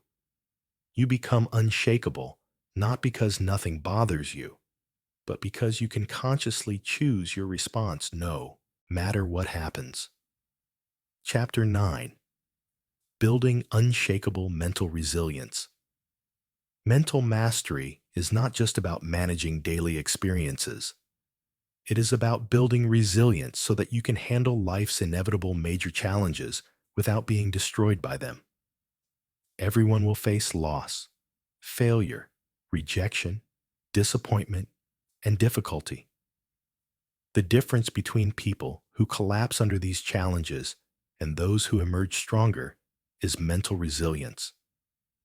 This is not something you are born with. It is something you develop through practice and preparation. Mental resilience begins with accepting that suffering is part of human existence. You will experience pain. Things will not always go your way. People you love will disappoint you or leave. Plans will fail. Your body will age and eventually die. These are not pessimistic statements. They are reality. When you accept this, rather than being shocked or devastated every time something difficult happens, you build a foundation of resilience. Distinguish between pain and suffering. Pain is inevitable. It is the direct experience of loss, physical injury, emotional hurt. Suffering is optional. It is the mental story you create about the pain the resistance to what is happening, the belief that things should be different than they are. You cannot always prevent pain, but you can reduce suffering dramatically by changing your mental response to pain. Develop a growth mindset toward challenges. Carol Dweck's research shows that people with growth mindsets see challenges as opportunities to learn and develop rather than as threats to their ego or evidence of their limitations. When you face difficulties, ask what you can learn from this experience. How is this situation helping you grow? What capabilities are you developing through this challenge? This does not deny the difficulty, but frames it as a strengthening experience rather than a defeating one. Build a practice of reframing. How you interpret events dramatically affects how you experience them. The same situation can be viewed as a catastrophe or an opportunity depending on your frame. When something does not go as planned, you can see it as proof that you are doomed to fail, or as valuable feedback that helps you adjust your approach. You can view rejection as evidence that you are fundamentally unlovable, or as information that this particular situation was not a good fit. Reframing is not about being fake or denying reality. It is about choosing interpretations that serve you rather than destroy you. Develop what psychologists call stress inoculation. Just as vaccines expose you to small amounts of pathogens to build immunity, deliberately practicing handling small stresses builds your capacity to handle larger ones. Put yourself in mildly uncomfortable situations regularly. Try new things where you might fail. Have difficult conversations you have been avoiding. Take calculated risks. Each time you handle discomfort without collapsing, you prove to yourself that you can handle difficulty and your resilience grows. Build a strong sense of purpose.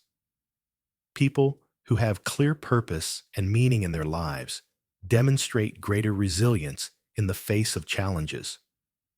When you know why your life matters beyond your immediate comfort, you can endure significant hardship. Viktor Frankl survived concentration camps by maintaining purpose and meaning. Purpose provides the why that makes the how bearable. Clarify what matters most to you. What do you want to contribute? What legacy do you want to leave? Connect your daily actions to this larger purpose so that temporary setbacks do not derail you from your path.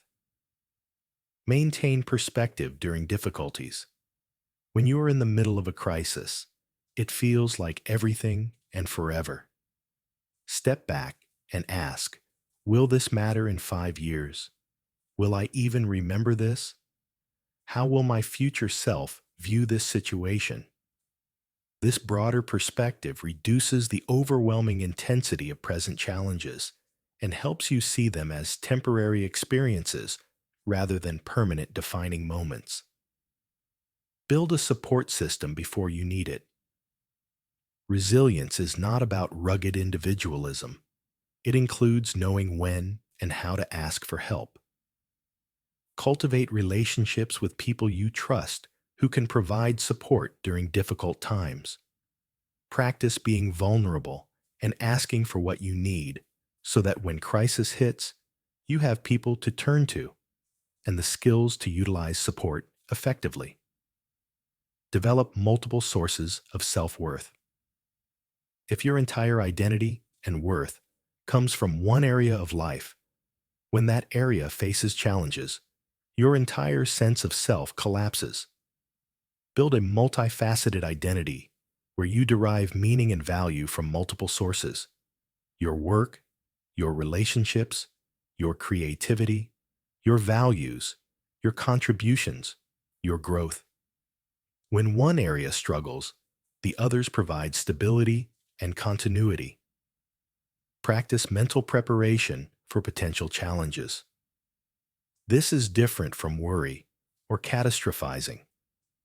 This is deliberately considering how you would handle potential difficulties and mentally rehearsing effective responses. Athletes visualize overcoming obstacles during competition. You can visualize handling challenges in your life with grace and effectiveness. This mental rehearsal builds neural pathways that will be available if those situations actually occur. Build physical resilience as a foundation for mental resilience. Your mind and body are interconnected. Physical health practices like adequate sleep, nutritious food, regular movement, and stress management create the biological foundation for mental resilience. When your body is depleted and stressed, your mental capacity to handle challenges diminishes dramatically. Invest in your physical well-being as an investment in mental resilience. Develop a practice of finding gifts in difficulties.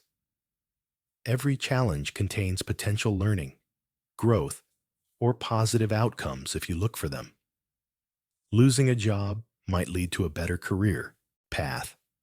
A relationship ending might free you to find a better match. A health scare might motivate lifestyle changes that improve your life. A failure might teach you what needs to change. You do not have to be grateful for the difficulty itself, but you can look for and harvest the gifts it contains. Build tolerance for uncertainty. Much of the suffering around difficulties comes from not knowing what will happen. Your mind wants certainty and control. When you cannot have them, anxiety spikes. Developing the capacity to act effectively despite uncertainty and to tolerate the discomfort of not knowing builds tremendous resilience. Practice phrases like, "I can handle uncertainty." "I do not need to know how this will turn out to take the next right step." Not knowing is uncomfortable, but not dangerous. Remember past resilience. When current challenges feel overwhelming, remember other difficult times you have survived. You have already demonstrated resilience by getting to this moment. Every challenge you have faced and overcome is evidence of your capability. Your track record proves you can handle difficulty. Let your past resilience inform your confidence about facing present challenges. The goal is not to become hard or numb to difficulty. The goal is to develop the flexibility and strength to bend without breaking when life's storms come. To feel fully while maintaining your center. To acknowledge pain while not being destroyed by it. To continue forward even when the path is difficult. This resilience becomes one of your greatest assets and deepest sources of confidence. Chapter 10. Mastering Attention in the Age of Distraction. Your attention is your most valuable resource. Where your attention goes, your life goes. Yet most people have completely lost control of their attention, allowing it to be pulled by every notification, distraction, and impulse that arises. In an age specifically designed to capture and monetize your attention, learning to direct it consciously is essential for mental mastery and life success. Understand first that your attention is under attack. Technology companies employ teams of engineers and psychologists to make their products as addictive as possible. Social media platforms use variable reward schedules, the same mechanism that makes gambling addictive. News media uses negativity and outrage to capture attention. Entertainment is designed to be binge-worthy, making it difficult to stop consuming. You are not weak for struggling with attention. You are up against billions of dollars of research specifically designed to hijack your attention. Your attention has been trained to expect constant stimulation and novelty. Your tolerance for boredom has been reduced to seconds. Your ability to sustain focus on single tasks has been fragmented. Research shows that the average person checks their phone over 150 times per day. Knowledge workers switch tasks every 3 minutes on average. This constant task switching and attention fragmentation creates what psychologists call continuous partial attention, where you are never fully present with anything and therefore never performing at your full capacity for anything. The cost of this fragmented attention is enormous. Your work suffers because you never enter deep focus states where your best thinking and creating happen. Your relationships suffer because you are never fully present with the people you care about. Your learning suffers because information does not transfer from short-term to long-term memory without sustained attention. Your well-being suffers because constant stimulation keeps your nervous system in a state of activation, preventing the rest and restoration necessary for health. Reclaiming your attention starts with awareness. Track where your attention actually goes for several days. How much time on social media? How often checking email or news? How much mindless browsing or watching? Most people are shocked when they face the reality of where their attention goes versus where they think it goes or where they want it to go. This awareness creates motivation for change. Eliminate attention drains ruthlessly. Every app, subscription, and commitment that does not truly serve you is stealing attention from what matters. Delete apps that provide little value but great distraction. Unsubscribe from email lists that clutter your inbox. Turn off notifications except for truly important communications. Create physical and digital environments that support focus rather than fragmenting attention. Practice single tasking. The idea that you can multitask is a myth.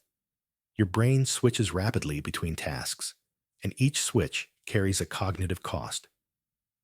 When you try to do multiple things simultaneously, you do all of them worse than if you focused on one at a time. Choose one task and give it your complete attention until it is complete or until you reach a natural stopping point. Then consciously switch to the next task. Build the capacity for sustained attention through deliberate practice. Start with achievable durations and gradually increase them. Focus on a single task for 20 minutes without distraction. Then increase to 30, then 45. Use techniques like the Pomodoro method, working in focused sprints with breaks between. This trains your attention like a muscle, gradually rebuilding your capacity for deep focus. Create environmental supports for attention. When you need to focus, go to a space associated with focused work. Put your phone in another room. Close unnecessary programs and browser tabs. Use website blockers if needed. Tell others you are unavailable.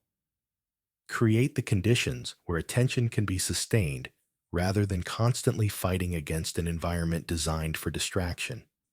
Schedule specific times for potentially distracting activities rather than allowing them to interrupt randomly.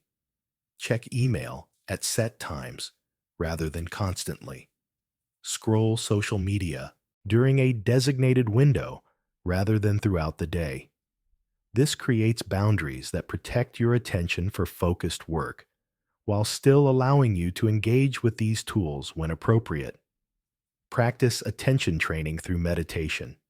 Meditation is essentially attention training. You practice bringing your attention to a chosen object like breath, and when it wanders, you notice and return it. This is exactly the skill needed for attention mastery in all areas of life. Regular meditation practice measurably improves attention capacity, reduces distractibility, and enhances the ability to sustain focus. Use attention anchors throughout your day. Set regular reminders to check where your attention is and whether it is where you want it to be. These small interruptions of unconscious attention build the habit of conscious attention direction. Over time, you need external reminders less because the habit of checking in becomes internal. Distinguish between different types of attention and match activities to appropriate attention states. There is broad, diffuse attention, good for brainstorming and creative exploration. There is narrow, focused attention, good for detailed analytical work. There is sustained attention needed for long projects. There is shifting attention appropriate for complex tasks requiring multiple inputs. Understanding these different modes helps you work with your attention rather than against it. Protect your peak attention hours. Most people have specific times when their attention is sharpest and most sustainable. For many, this is in the morning. Use these peak hours for your most important and demanding work rather than wasting them on email, meetings, or low-value activities. Protect this prime attention time ruthlessly. Build attention recovery into your routine. Your attention capacity is finite and depletes with use. Rest and restoration are not optional luxuries, but necessary for sustained performance. Take real breaks where you step away from screens and stimulation. Walk in nature. Sit quietly. Let your mind wander freely without trying to direct it. This restores your capacity for focused attention when you return to demanding tasks. Notice what activities naturally hold your attention effortlessly versus what requires significant effort. Activities aligned with your interests and strengths will often capture your attention naturally. This does not mean you can only do what comes easily, but being aware of this can help you structure your work and life to include more naturally engaging activities while building systems to support attention on necessary but less engaging tasks. Develop meta-attention, awareness of your attention. Throughout your day, notice where your attention is. Am I present or lost in thought? Am I focused or scattered? Am I engaged or just going through the motions? This awareness allows you to make real-time corrections rather than spending entire days on autopilot. Understand that attention follows intention. When you clarify what truly matters and set clear intentions, your attention naturally flows toward those priorities. When you lack clear intentions, your attention is easily pulled by whatever stimulus is strongest in the moment. Start each day and each work session with clear intention about what deserves your attention. The mastery of attention might be the most practical and immediately beneficial aspect of mental mastery. When you control your attention, you control your experience.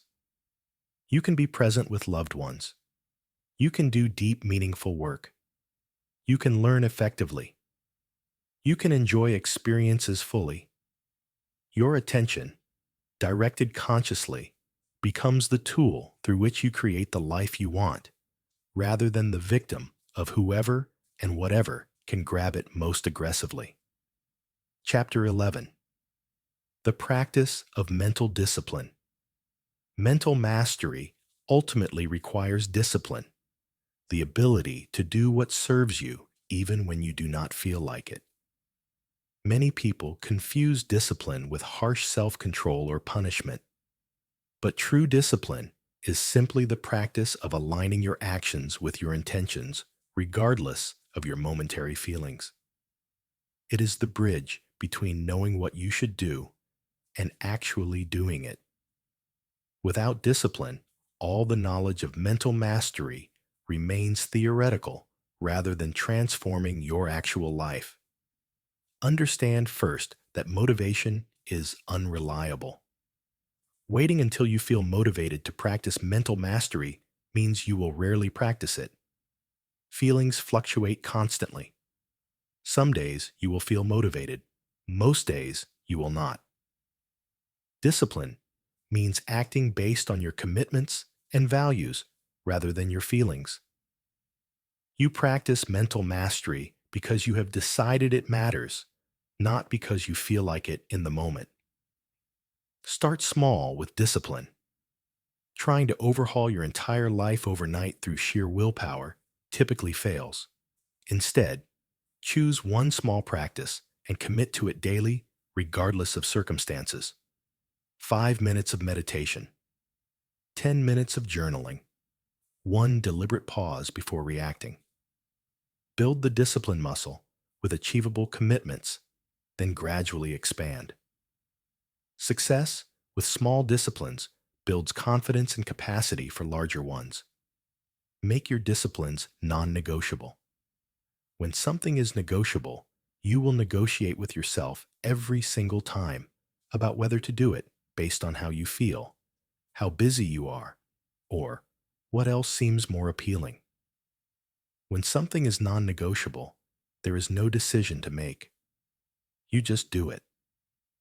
Like brushing your teeth. You do not debate whether you feel motivated to brush your teeth. You just do it because that is what you do. Make your core mental mastery practices similarly non-negotiable.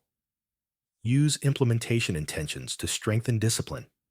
Research shows that specifying exactly when, where, and how you will practice dramatically increases follow-through.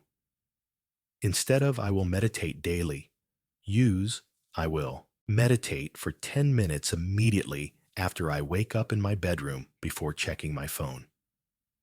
This specific plan makes the behavior much more likely to occur because you have removed the need for decision-making in the moment.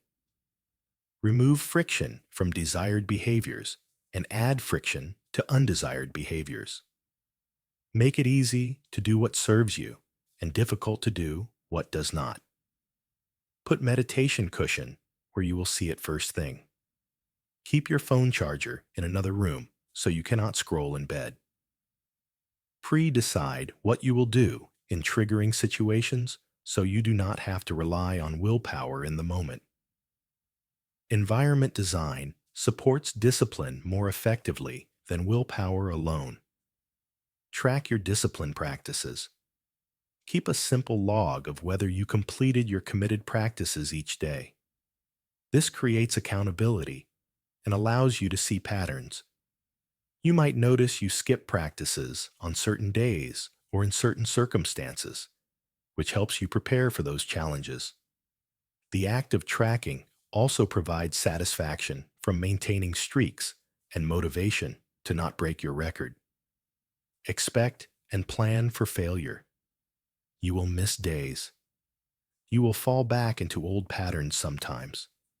This is normal and expected, not evidence that discipline is impossible for you. What matters is not perfect consistency, but how quickly you return to your practice after missing.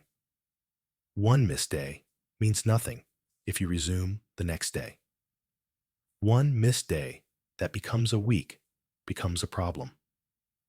Plan now how you will handle the inevitable misses so they do not derail you completely.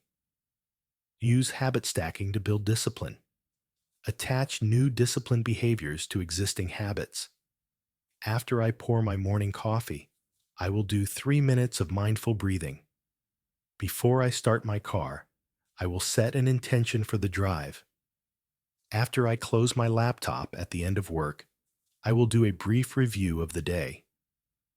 These connections make new disciplines easier to remember and integrate into your routine. Reframe discipline from restriction to freedom. The undisciplined life feels free in the moment, but leads to outcomes you do not want. The disciplined life might feel restrictive in the moment, but leads to the outcomes you desire. True freedom is not doing whatever you feel like in the moment. True freedom is creating the life you actually want, rather than passively experiencing whatever results from your impulses. Use the 10-minute rule for resistance. When you encounter resistance to a disciplined practice, commit to doing it for just 10 minutes. Usually, the resistance is about starting, not sustaining. Once you begin, continuing is much easier than you anticipated. And even if you only do 10 minutes, you have maintained the habit and discipline rather than breaking it entirely. Build identity-based discipline rather than outcome-based discipline. Do not practice meditation because you want to reduce stress, an outcome. Practice meditation because you are someone who meditates, an identity. Identity-based discipline is more sustainable because it is about who you are rather than what you are trying to get. You do not need motivation to be yourself. You just are. Create accountability structures. Tell others about your disciplines. Find an accountability partner who shares similar practices. Join a group or community around your discipline. External accountability provides additional motivation on days when internal discipline wavers. Knowing someone will ask about your practice increases follow-through. Reflect regularly on why your disciplines matter. Connect daily practices to long-term values and goals. When you remember that meditation supports the mental mastery that allows you to be fully present with your children, the discipline has deeper meaning. When you connect thought examination to your goal of reducing anxiety, the practice becomes more compelling. Regular reflection on why your disciplines matter sustains commitment through difficult periods. Distinguish between healthy discipline and harsh perfectionism. Discipline should feel like self-care, choosing what serves your well-being, even when it is not convenient. It should not feel like punishment or harsh control. If your approach to discipline increases shame, anxiety, or self-criticism, adjust your approach. Compassionate discipline is sustainable. Harsh perfectionism eventually leads to rebellion and abandonment of the very practices that could help you. Use the power of yet. When you struggle with a discipline, remind yourself that you have not mastered it yet. This simple word shifts your mindset from fixed to growth-oriented. Not, I cannot meditate without my mind wandering, but I cannot meditate without my mind wandering yet. As I practice, this will improve.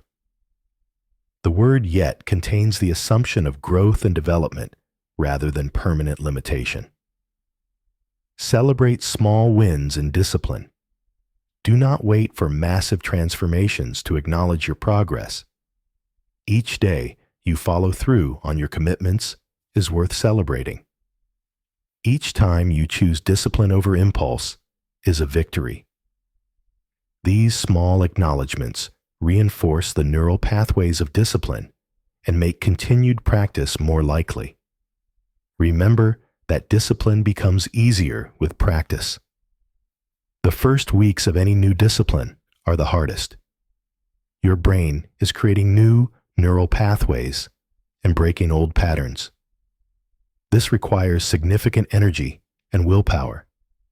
But as the new pattern becomes established, it requires less conscious effort. What once took tremendous willpower eventually becomes automatic. The discipline becomes who you are rather than something you force yourself to do. Mental discipline is not about becoming rigid or controlling. It is about becoming reliable to yourself. When you commit to something, you follow through. When you decide something matters, you act accordingly.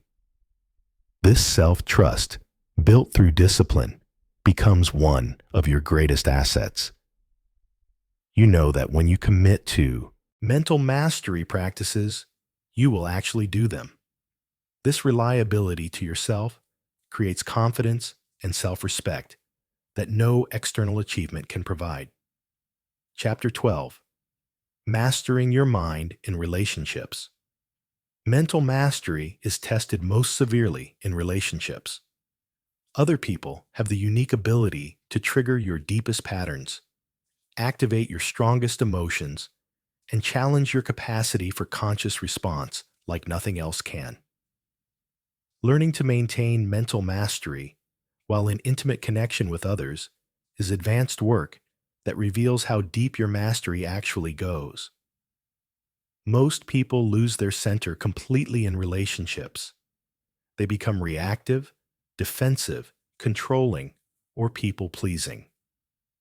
Their carefully developed mental practices fall apart the moment someone they care about criticizes them, disappoints them, or simply has a different perspective. Understand first that other people are not responsible for your mental and emotional state. This is perhaps the hardest truth to accept in relationships. When someone says something that upsets you, your mind immediately blames them for your upset. They made you angry. They hurt your feelings. They caused your anxiety. But this is not accurate. They provided a stimulus. Your mind and nervous system generated the response based on your conditioning, wounds, interpretations, and patterns. Taking full responsibility for your internal state while in relationship is the foundation of relational mental mastery.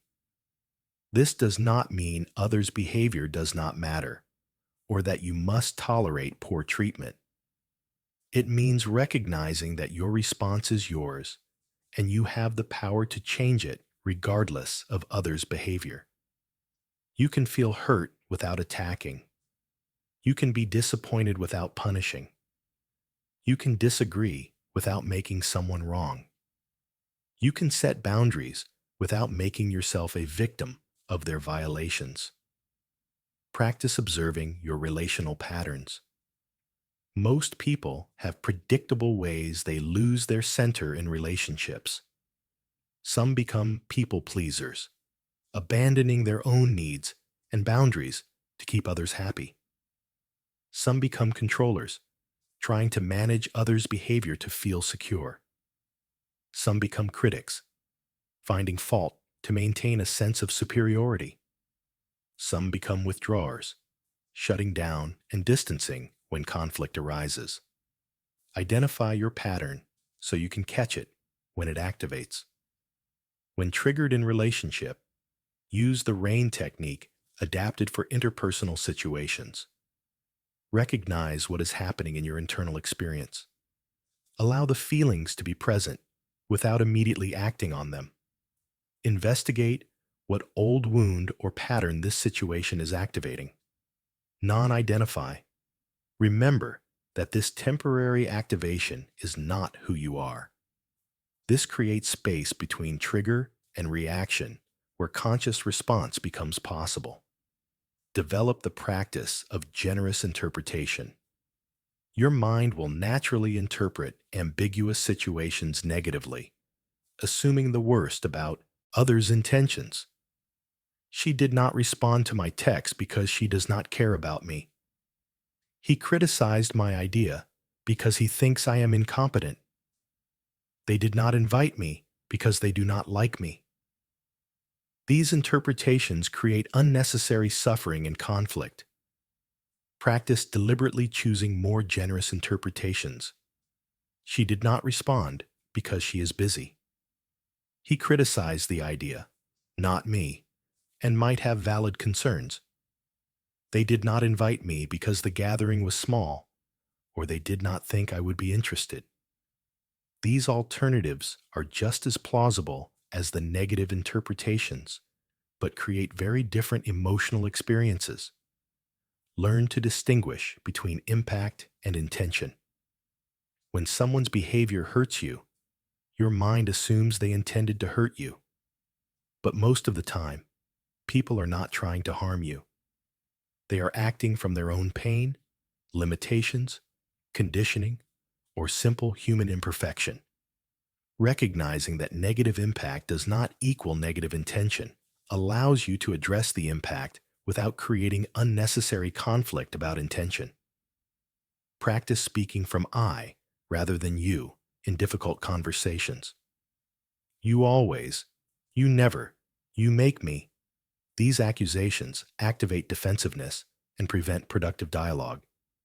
Instead, express your own experience. I feel hurt when this happens. I need this to feel secure. I am struggling with this situation. This keeps the focus on your experience rather than their wrongness, creating space for understanding rather than defense. Develop the capacity to stay present during conflict. Most people either escalate, pushing harder to win, or withdraw, shutting down to avoid discomfort. Both prevent resolution. Practice staying engaged even when uncomfortable. Keep your body relaxed, your breath steady, your voice calm. Notice when you want to attack or flee, and consciously choose to stay present instead. This regulated presence often de-escalates conflict because you are not feeding the cycle with your own reactivity. Take responsibility for repair after you do lose your center. You will react poorly sometimes. You will say things you regret. You will be controlled by old patterns despite your best efforts. Mental mastery includes acknowledging when you have acted from reactivity rather than consciousness and taking responsibility for repair. Apologize genuinely. Acknowledge the impact of your behavior. Recommit to responding better. This repair strengthens relationships rather than weakening them and demonstrates true mastery. Practice empathy without losing yourself. Empathy means understanding another's experience. It does not mean taking on their emotions as your own or abandoning your own needs to meet theirs. You can understand why someone is upset while maintaining your own boundaries. You can feel compassion for someone's struggles while not taking responsibility for fixing them. Empathy and self-care are not opposites. Both can coexist in healthy relationships. Set and maintain boundaries as an expression of self-love, not as punishment of others. Boundaries are not walls to keep people out. They are guidelines that protect your well-being and teach others how to treat you. When you set a boundary, you are honoring yourself, not attacking them. I am not available for phone calls after 9 p.m. I do not engage in conversations that involve criticizing others. I need alone time to recharge. These boundaries allow you to show up better in relationships because you are not depleted or resentful. Develop curiosity about others' perspectives rather than needing to be right. Your mind wants to prove its perspective is correct and theirs is wrong. This creates endless conflict and prevents understanding. Practice genuine curiosity. Tell me more about how you see this. What leads you to that conclusion? Help me understand your experience. This curiosity opens dialogue and often reveals that you can both be right about different aspects of a situation. Recognize that you cannot change others. You can only change yourself. Trying to change someone else creates frustration for you and resentment in them. Focus your energy on your own responses, patterns, and growth. Often, when you change how you show up, the relationship dynamic shifts naturally without requiring them to change at all. Practice gratitude and appreciation in relationships. Your mind's negativity bias means you will notice what is wrong more readily than what is right. Deliberately focus attention on what you appreciate about the people in your life. Express this appreciation regularly. This is not fake positivity. It is balanced perspective that includes the good along with the difficult. Allow others to have their own experiences and emotions without trying to fix or change them. When someone you care about is upset, your mind wants to make it better, often to reduce your own discomfort with their distress. But people need to feel their feelings, not have them fixed. Practice being present with others' emotions without taking responsibility for changing them. Sometimes the most loving thing you can do is simply witness someone's experience without trying to solve it. Understand that relationships will trigger your unhealed wounds. This is not a problem. It is an opportunity. The people closest to you will inevitably bump into your sensitive spots. Rather than blaming them for triggering you, use these triggers as information about what still needs healing in you. Each trigger is an invitation to deeper self-understanding and growth. Mastering your mind in relationships means showing up as your centered self, even when others are not centered. You cannot control whether others maintain their mental mastery, but you can maintain yours. Your regulated nervous system, conscious responses, and centered presence become a gift to your relationships and to the people you love, creating islands of calm in the chaos of human connection. Chapter 13. The Long Game of Mental Mastery. Mental mastery is not a destination you reach, but a practice you maintain throughout your life. Understanding this from the beginning prevents the disappointment of expecting permanent arrival and helps you develop sustainable practices for the long term. This is not a quick fix or a 30-day challenge. This is a fundamental reorientation of your relationship with your mind that unfolds over years and decades. The benefits of mental mastery compound over time in ways that are difficult to perceive in the short term. Like compound interest in finance, small daily investments in mental mastery create exponential returns over years. The person who meditates for 10 minutes daily for 5 years develops capacities far beyond what those individual sessions suggest. The person who practices conscious response consistently builds neural pathways that eventually make wisdom automatic. Think in terms of decades, not days. Where will you be in 10 years if you maintain these practices? What kind of mind will you have developed? What level of mastery will you embody? This long-term perspective helps you persist through the inevitable plateaus and difficulties that arise in any sustained practice. You are not trying to feel better today, though that often happens. You are building a mind that serves you for the rest of your life. Expect and normalize plateaus. Progress in mental mastery is not linear. You will have periods of rapid growth where everything clicks and transformation feels effortless. You will also have long plateaus where you practice consistently but do not notice much change. Both are normal and necessary parts of the process. The plateau is not evidence that the practices stopped working. It is often a period of integration where previous growth is being consolidated before the next leap forward. During plateaus, maintain your practices without attachment to immediate results. Trust the process. Research on skill development shows that plateaus often precede breakthroughs. The work you do during the plateau is creating the foundation for the next level of mastery, even though you cannot see it yet. Persistence through plateaus is what separates those who achieve deep mastery from those who dabble and quit when progress is not obvious. Deepen your practices over time rather than always seeking new techniques. The tendency is to constantly look for new methods, new teachings, new approaches, thinking that the next thing will be the answer. But depth comes from staying with practices long enough to move beyond superficial benefits to profound transformation.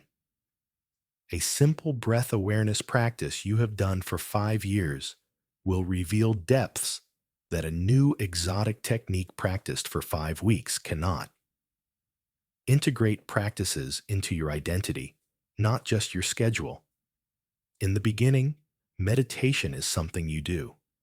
With time and consistency, being someone who meditates becomes part of your identity.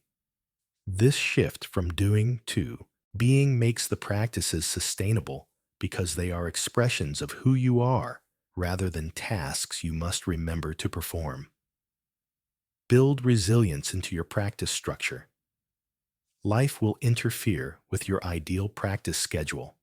Travel, illness, major life changes, crises. These will disrupt your routines. Rather than viewing this as failure, build flexibility into your approach.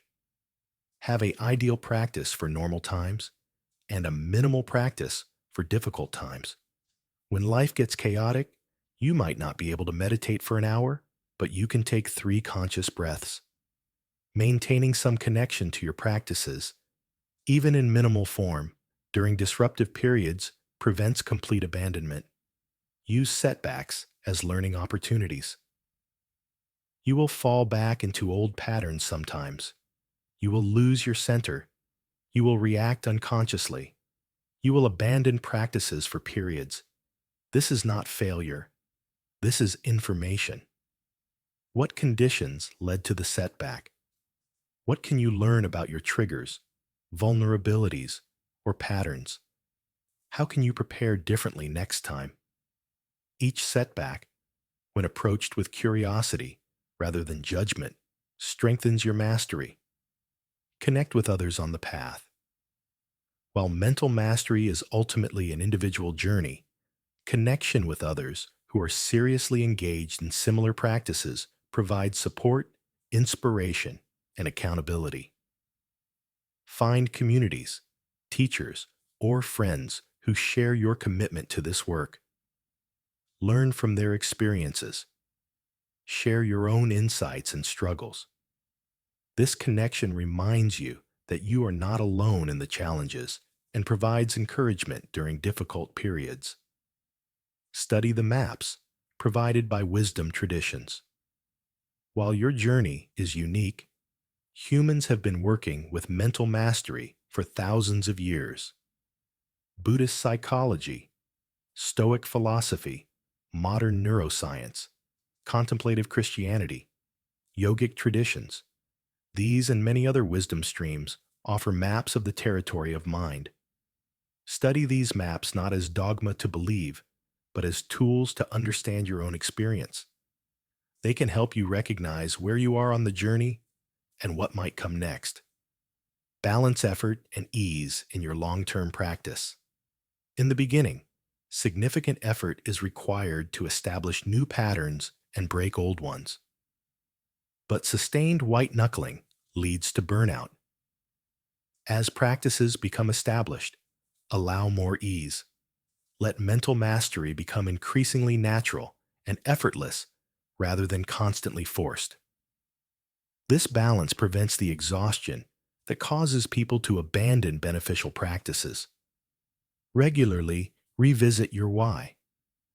Why does mental mastery matter to you? How does it serve your deepest values and aspirations? What difference does it make in your life and the lives of those around you? Reconnecting with your deeper motivations sustains commitment when surface motivations fade. Your why should be compelling enough to carry you through years of practice, not just weeks. Celebrate milestones and progress. Notice when you handle situations differently than you used to. Acknowledge when you catch yourself before reacting. Appreciate moments of genuine presence or peace. These acknowledgments reinforce your progress and provide encouragement to continue. Keep a practice journal where you note insights, breakthroughs, and changes you observe. Over time, this record becomes powerful evidence of your transformation. Adjust practices as you evolve. What serves you at one stage might need modification as you develop. Be willing to adapt your practices to match your current needs and capacities rather than rigidly following a formula that no longer fits. This flexibility demonstrates wisdom rather than inconsistency. Share the fruits of your practice. As you develop mental mastery, you become a different presence in the world.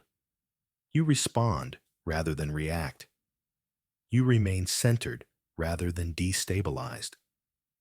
You access wisdom rather than being controlled by conditioning. This benefits everyone around you. Your mental mastery is not just for you.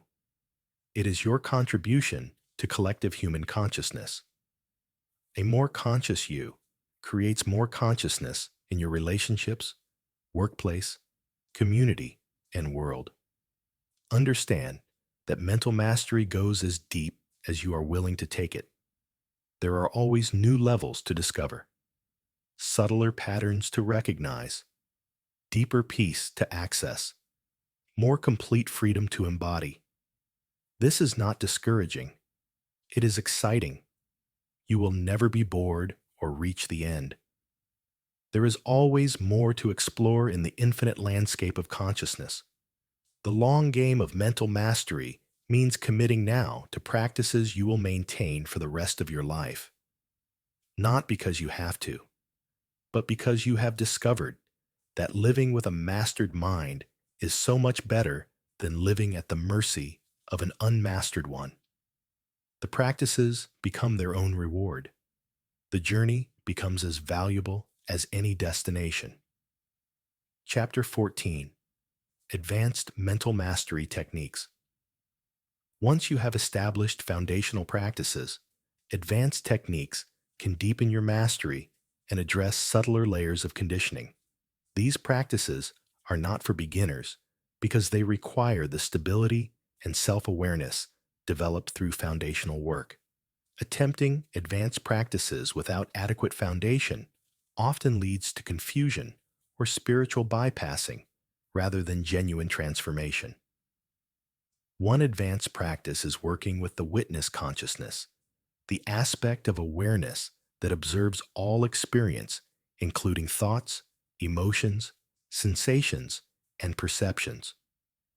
While you have been developing observing awareness through earlier practices, now you cultivate identification with the witness itself rather than with any content of experience. You are not the thoughts you observe. You are not the emotions you feel. You are not even the self-concept you maintain. You are the awareness in which all of these appear. Practice sitting in meditation and asking, who is aware of these thoughts? Who is experiencing these sensations? Who is observing these emotions? Follow the awareness back to its source. Do not accept intellectual answers. Directly investigate the nature of awareness itself. This inquiry, practiced deeply over time, can shift your fundamental identity from being a person who has awareness to being awareness itself that temporarily takes the form of a person. Another advanced practice is deconstructing the self. Your mind maintains an elaborate story of who you are, constructed from memories, beliefs, identifications, and narratives. This self-concept is not actually a solid thing, but a mental construct constantly being rebuilt. Begin noticing how the self is constructed moment by moment through selective memory, interpretation of experiences, and narratives you tell yourself and others. Who would you be without your story? What remains when the narrative of self is not being actively maintained? This inquiry is not about destroying the self, but about recognizing its constructed nature so you are not imprisoned by it. Practice working with subtle mental movements. Once your mind is relatively quiet through meditation, you can begin noticing the subtlest movements of thought before they fully form. There is a space between complete stillness and a fully formed thought where you can observe the impulse to think arising.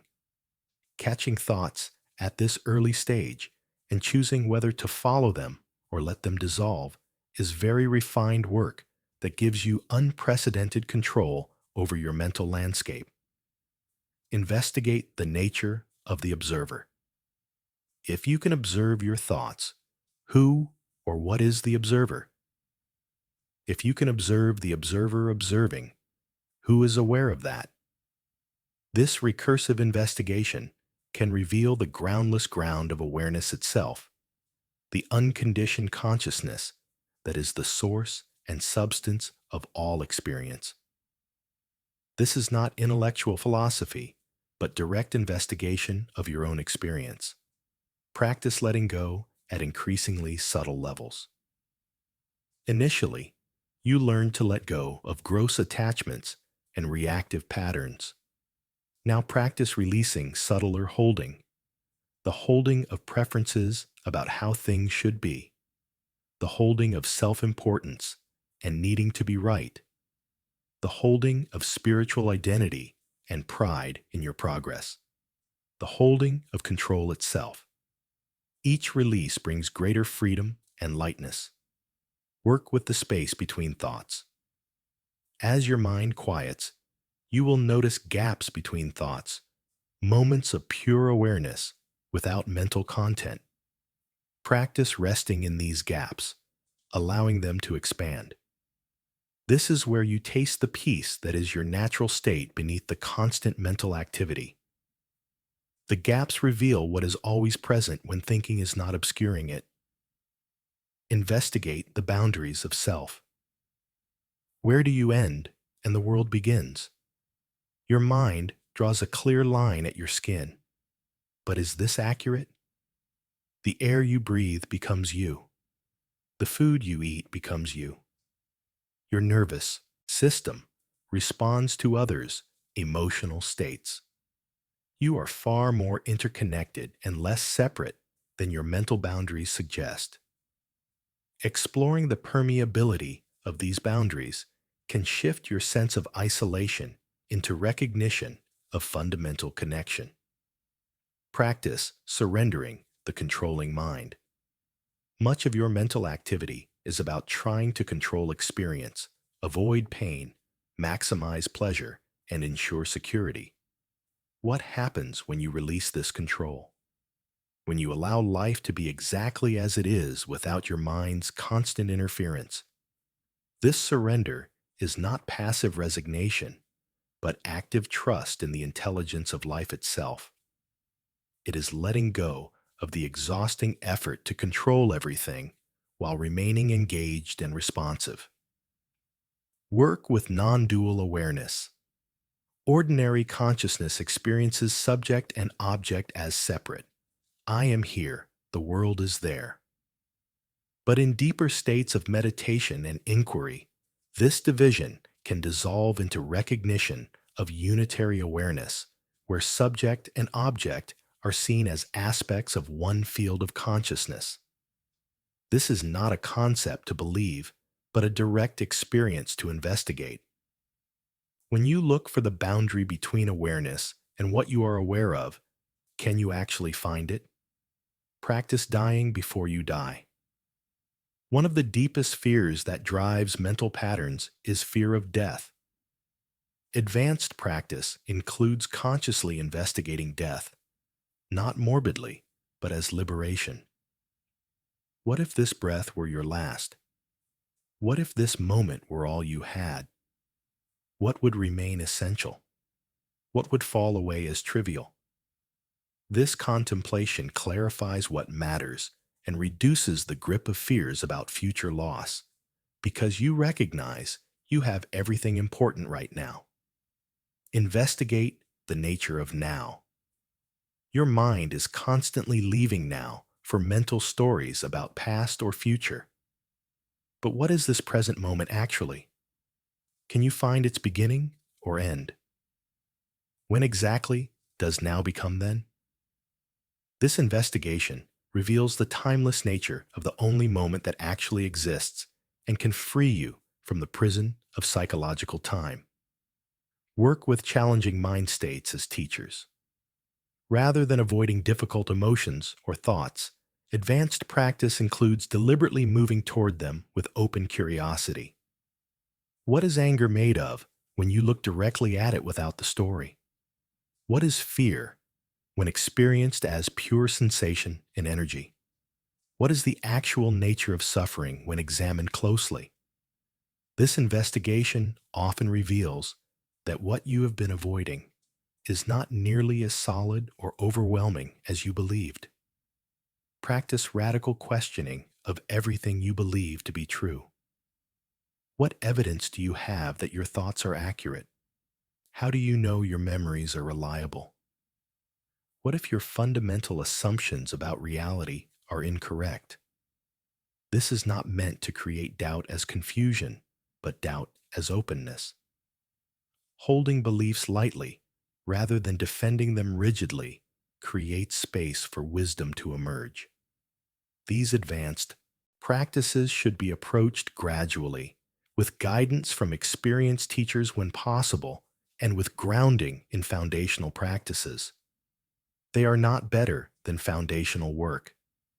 They are natural deepening that become accessible as your capacity develops. They are offered not as requirements, but as possibilities for those drawn to explore the furthest reaches of mental mastery and human consciousness. Chapter 15. Living as your mastered self. You have now explored the theory, science, practices, and techniques of mental mastery. The final step is integration, living as someone who has mastered their mind rather than someone trying to master their mind. This shift from seeking to being is the fruition of all your practice. What does it mean to live as your mastered self? It means that the practices are no longer something you do, but expressions of who you are. Presence is your default state rather than something you must remember to cultivate. Conscious response is your natural way of engaging with life rather than something you force yourself toward. Emotional regulation happens automatically because your nervous system has been retrained. Mental clarity is your baseline rather than an occasional achievement. This does not mean you never get triggered, never feel difficult emotions, never have challenging thoughts. It means your relationship with all of this has fundamentally changed. Triggers are noticed quickly and do not control you. Difficult emotions are felt fully, but do not overwhelm you. Challenging thoughts are observed without being believed. You have become the space in which all experience happens rather than being identified with the content of experience. Living as your mastered self means trusting yourself completely. You trust that you can handle whatever emotions arise. You trust that you can respond consciously to whatever situations present themselves. You trust that you can maintain your center even when life gets chaotic. This trust is not naive optimism. It is earned confidence from repeatedly proving to yourself that you can indeed master your mind in the midst of real-life challenges. Your relationships transform when you live as your mastered self. You are fully present with others because you are not lost in your own mental chatter. You listen deeply because you are not planning what to say next. You love freely because you are not controlled by fear of rejection or loss. You set boundaries clearly because you value yourself. You forgive easily because you understand human limitation. You are not trying to get anything from relationships because you are already complete. You engage from abundance rather than need. Your work transforms when you live as your mastered self. You access flow states regularly because you can focus deeply without distraction. You make clear decisions because you are not clouded by reactive emotions. You handle pressure with grace Because your nervous system remains regulated. You create at higher levels because your mind is not consumed by anxiety and self-doubt. You collaborate effectively because you do not take things personally or need to prove yourself. Your leadership, if you are in that role, comes from wisdom rather than ego. Your daily experience transforms when you live as your mastered self. Simple activities become sources of joy because you are fully present with them. Walking becomes meditation. Eating becomes sensory pleasure. Conversations become genuine connection. Work becomes expression of your capabilities. Rest becomes true restoration.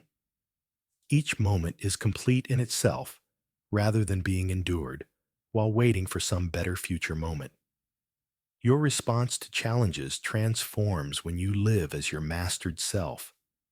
What once would have devastated you now barely disturbs your center. What once would have triggered days of rumination now receives a moment of attention and conscious response before you move on. What once would have created overwhelming emotion now generates feelings you can observe and regulate. You have become anti-fragile, not just resilient. Challenges actually strengthen you rather than diminishing you. Your sense of identity transforms when you live as your mastered self. You are no longer primarily identified with your thoughts, emotions, roles, achievements, or story. You recognize these as aspects of your human experience, but not as who you essentially are. You are the awareness that experiences all of this, the consciousness that remains constant through all the changes of life. This shift from identifying with content to identifying with awareness itself is perhaps the deepest transformation of mental mastery. Living as your mastered self means you have become a source of stability for others. Your regulated nervous system helps regulate theirs. Your conscious responses model possibility for them. Your presence creates space where others can relax their own mental chaos. You become a gift to everyone whose life you touch, not through trying, but simply through being who you have become. You continue to practice, but practice becomes effortless. You sit in meditation, not because you should, but because you love it. You observe your thoughts, not because you must, but because it is fascinating. You regulate your emotions, not because they threaten you, but because you can. Practice has become play. Discipline has become delight. Effort has become ease. You have also become humble in a genuine way. You know how much you have transformed, and you also know how much further consciousness can develop. You appreciate your progress without needing to prove it to others. You share what you have learned when appropriate without making yourself superior to those still struggling. You remember your own struggles with compassion and offer support to others on the path. Living as your mastered self means you have stepped into the life that has always been waiting for you beneath the chaos of the unmastered mind. The peace you have been seeking externally, you have discovered internally. The control you have been trying to exert on the world you have developed over yourself. The happiness you have been chasing in circumstances you have cultivated through your relationship with your own mind. This is not the end. This is a new beginning. From this foundation of mental mastery, your life unfolds in ways you could not have imagined when you were trapped in reactivity and mental chaos. Opportunities appear because you are present enough to recognize them. Relationships deepen because you can show up fully. Creativity flows because your mind is no longer consumed by anxiety and self-criticism. Purpose clarifies because you are not distracted by mental noise. Joy arises naturally because you are not resisting what is. You have mastered your mind before life could master you. You have taken control of the one thing that is always within your control, your internal state. You have developed the ultimate freedom. Freedom from the tyranny of your own unexamined thoughts and unregulated emotions. You have become the conscious creator of your experience rather than the victim of your conditioning. The world needs more people like this. People who can remain centered in chaos. People who respond consciously rather than react unconsciously. People who access wisdom rather than being controlled by impulse.